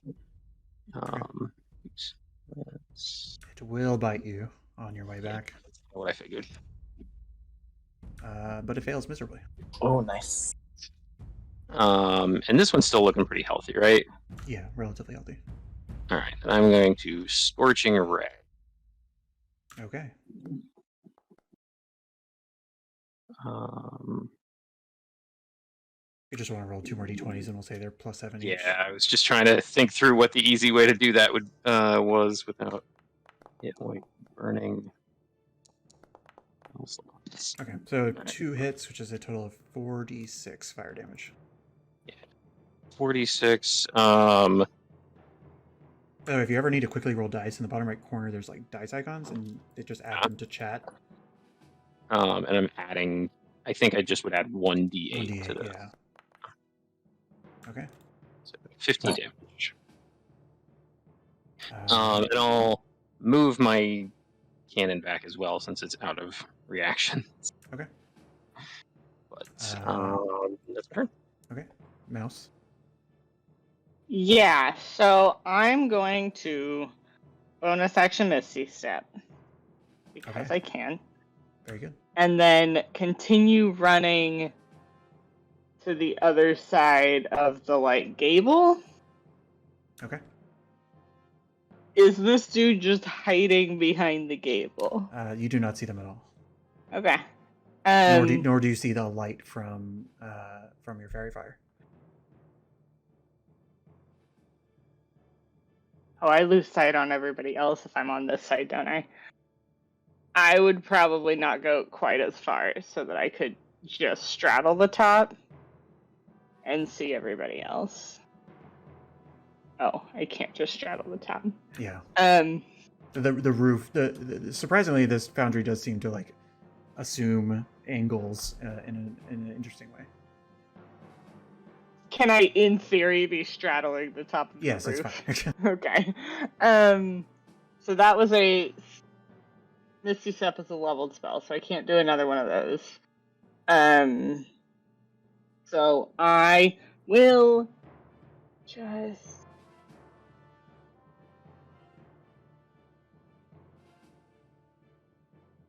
I'm gonna stay straddling the top and hold a thorn whip for Mr. Invisible to try and pull him closer to me if he reappears. Okay.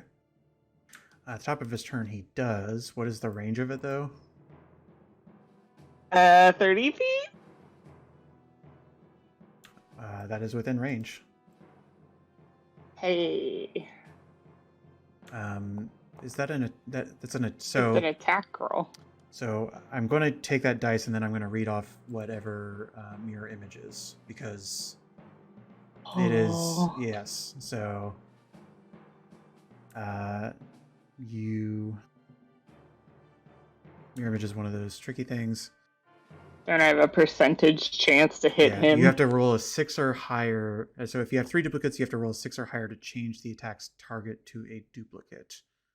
So basically, you'd have to roll, yeah. So you would have had to roll between 1 and 5 to hit him. Okay, so I need to roll a d20. Yeah. If let's keep the natural 20 as the attack roll, just out of fairness. But let's roll another d20 just to see who it hits, and you need to roll 7 or 6 or higher. Sorry, 6 or higher hits the mirrors. 1 to 5 hits him. 1 under a 5. Okay. Oh, wow. All right. You grapple him, or you Love to see it. You do manage to hit him with this. I should be more clear. Yeah. That was. So I Yes. Okay. do damage, and I just pull him 10 feet closer to me. I don't keep him grappled. He winces. Let's see if he maintains concentration on his thing. He does not. Oh. So he still has mirror image, the effect that is causing his form to sort of vibrate, but a secondary effect that was allowing him to blink in and out of existence. You see sort of like a green sheen that was sort of like covering his armor seems to just disappear. And he sort of looks at you.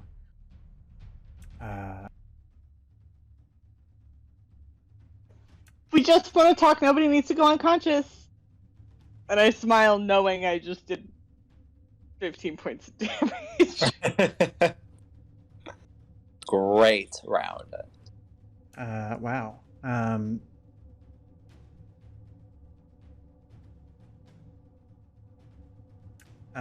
He is going to do two things.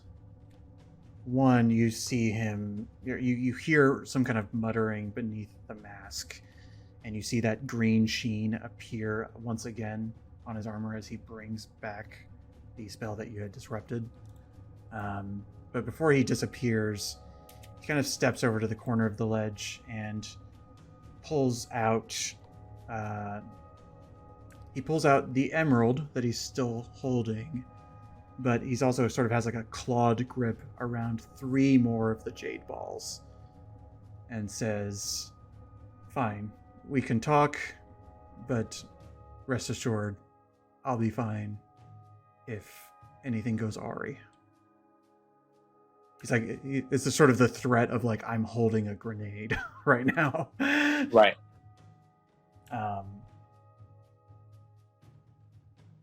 And let's just see. He does not seem to just disappear in this moment, but I will ask, you've all heard this. What do you do about it?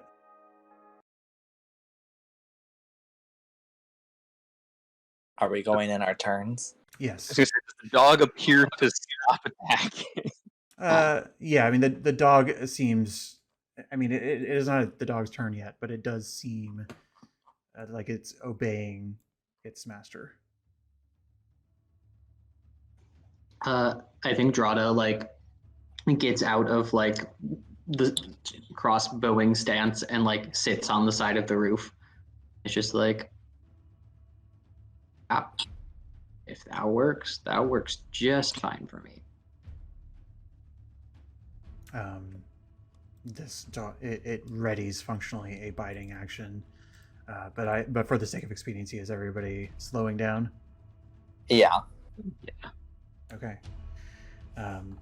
Once it sort of comes back to the individual mask's turn, they begin sort of casually juggling all of the items in their collection at the moment, and some of the spell effects, I imagine, sort of just start fading down over time. He's still glowing from the fairy fire, and he jumps down and sort of like is sort of positioning himself behind this hound that sort of seems to be taking on a defensive posture. And then he just sort of says, "All right, you've got 5 minutes, and then I'm out."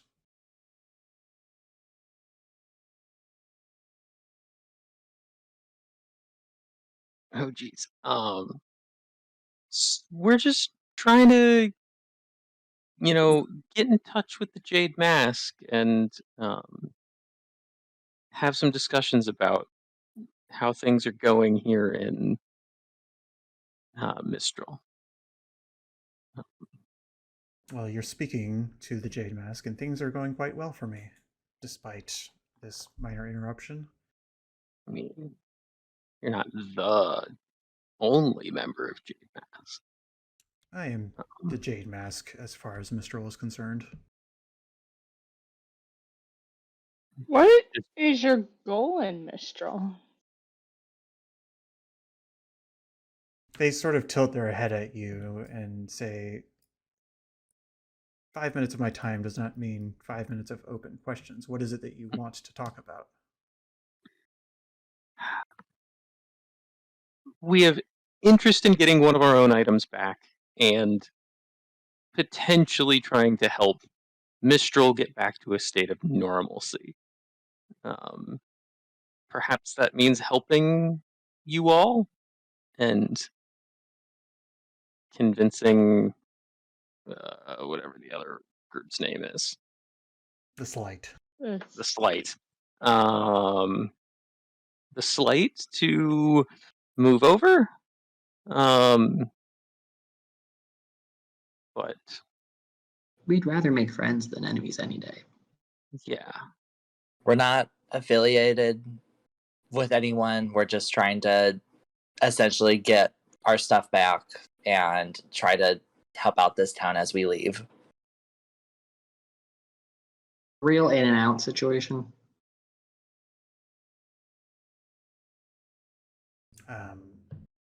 I would like to imagine Klax is just standing there looking tough as well, but Yeah.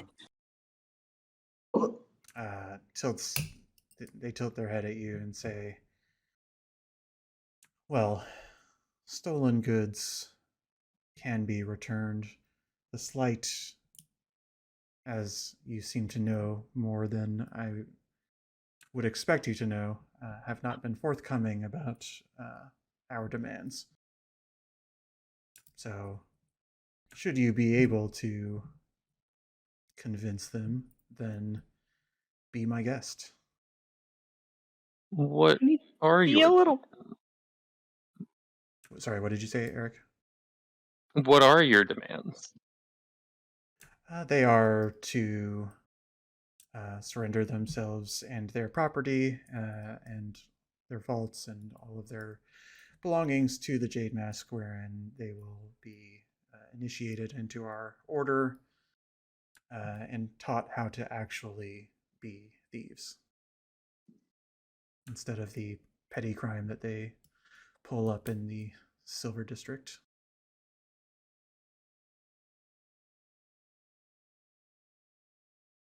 So you guys have standards. Yes, and they are far below them, and would be outside of our care if they had not sought to reach a hand up and challenge us. But now a lesson must be shown.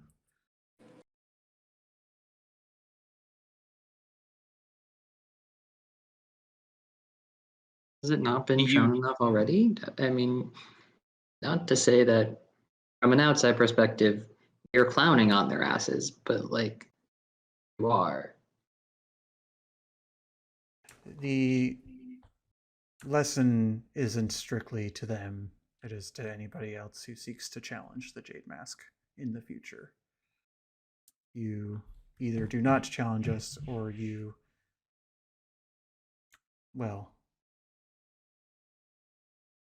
or your business disappears one way or the other. You can either be Did they absorbed by us. challenge? Sorry. You can either be absorbed by us, or we will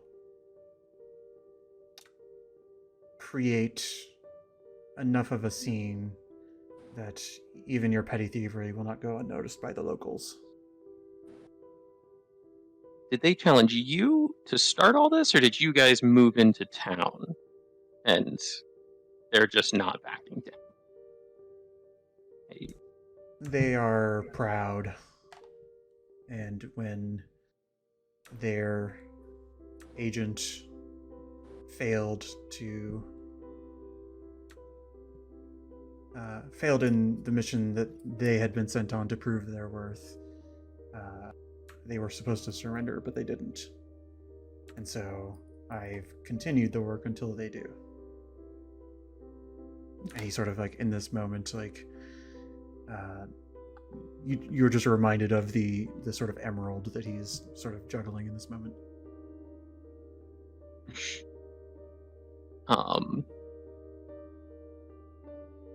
Do you know is there a good way for us to try to reach out and contact the Slight to try to resolve these that you're aware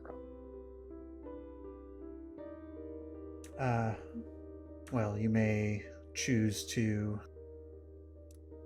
go to their what they consider to be a hideout, but It is not really much at all, so I don't know if I'd call it that. But they have a warehouse in the Silver District that the time that I've spent there, unknown to them, is in the attic of one of the buildings there.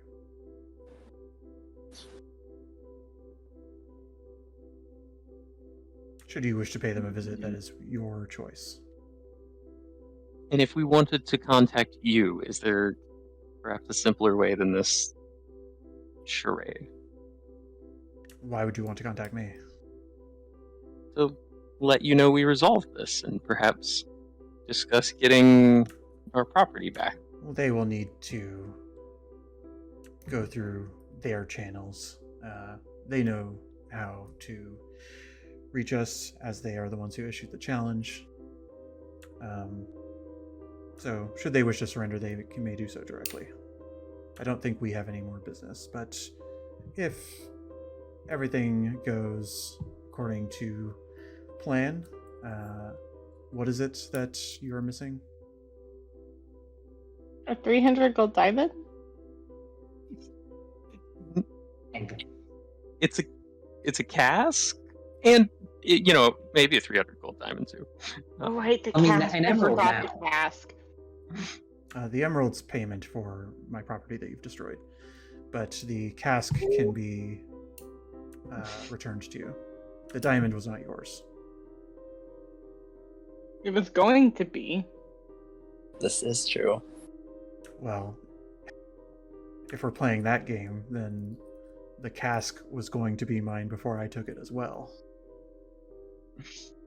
We'll take the cask. Thank you. It does seem like the gems were stolen from, well, I don't know the guy. Maybe he's not very good, but it does seem to have significantly hurt his business. Yeah, there's just sort of a blank mask staring at you, as if that comment doesn't deserve a response. Well, 1 minute left. And what if we wanted to do some work for you guys? Like, shouldn't you, want us to perhaps be able to contact you? Work. We are pretty capable. Our work is not to be done here. Frankly, I wish to go home soon. If you wish to seek out the Jade Mask, you may go to Flamebridge and find us. Right.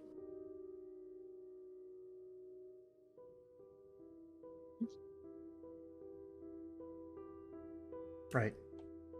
Well, I think that's it. Thanks. This was a really nice chat. the figure nods and they sort of like walk up to this. At this point, the fairy fire has worn off, I will say. Are they still juggling? They've slowed down. They slowed their roll over time. If they are at all still juggling, I would attempt to maybe use telekinesis to steal the emerald. Yeah. If they have stopped that, I will. Yeah, I mean, it's a matter of timing. They stop juggling in order to go retrieve their hound. So, go ahead and roll a dexterity check as if it was initiative. If it was initiative. Because it's kind of like who acts first. I guess this is just a regular old dex check.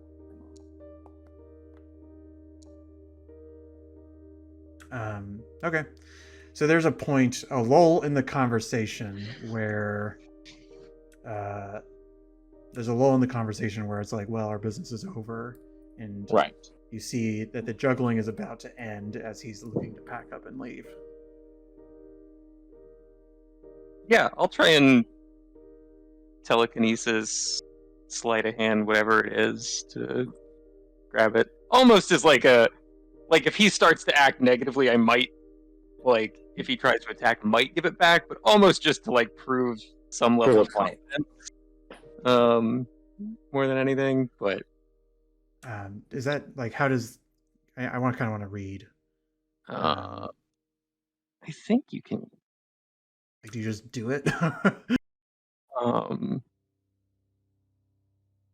I know at least with like a rogue with their special mage hand, you can like effectively use a bonus action to attempt to like pick someone's pocket, and I think it's I mean, you never brought out Mage Hand, so. well, I can cast it without verbal and semantic components. Yes. Yeah. Okay. Make an Arcana roll. This is sort of like the ability to accurately catch something out of the air with an invisible Mage Hand. Come on, come on. Okay, okay. Okay. You grab it, and as it sort of Yes. doesn't land in his hand, he looks up at it. And what do? He hasn't put the wolf away yet. Oh, he hasn't. Well, because he was going to do that on his quote unquote turn. I would slowly move it in our direction, and just keep eye contact with him. And He as it sort of floats, and he sort of like is looking up at it as if he was expecting it. He looks back down at you all and says, "The guilty lady, was it? That's where I could find you, and your belongings." I mean, if you're gonna be a jerk about it, I don't have to take it. But trying to do you guys a favor here. You just see a blank mask staring at you. There's no way to get an expression.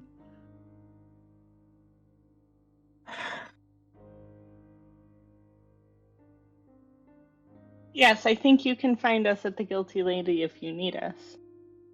I believe this is ours now. Well, it will be mine. And he touches the wolf and goes invisible. Tell him I said hi. Have a Dang good it. night. Get home safe. We should have said we're staying at the stem, but I don't know if they have rooms there. Yeah, it'll be fine. Probably. Those are bold words. It'll be something. We'll set our watch like outside of the building tonight so that I mean, turn invisible and whatnot. So, watches might get tricky. oh, it hurts everybody. I'm okay. Actually, not bad at all. I'm okay. I think you Remember- got hit hardest. Yeah. And I'm gonna heal myself instead of healing all of you. Okay, thanks. Fine. You're good. Quax might have taken a little damage. He's got second wind. Yeah, he's beefy. He's fine. Yeah, he's like, yeah, don't worry about me. And what was that about making enemies or friends before enemies? Hey, we didn't. Try. I just felt it was worth being said. Absolutely. We're still here to listen. The exchange of an emerald doesn't need to damper a friendship. Well, I just hope they don't exchange my coin purse out from under me. That's fair. Yeah, everybody keep a real close eye on your Belongings. belongings. Yeah. And that is where we will end the game, because Woo! it's 10 o'clock. So we'll see if you made a terrible mistake or enemy. Generally, I'm the DM who doesn't like to always steal stuff from people, but I feel like you deserve it. So we'll just see what happens. Is everybody good for next week? Yeah. Okay. I know Sean is not, so we will continue with Clax doing his thing. But yeah, good game. Thanks for playing. Thanks for a fun night, everyone. Thank you.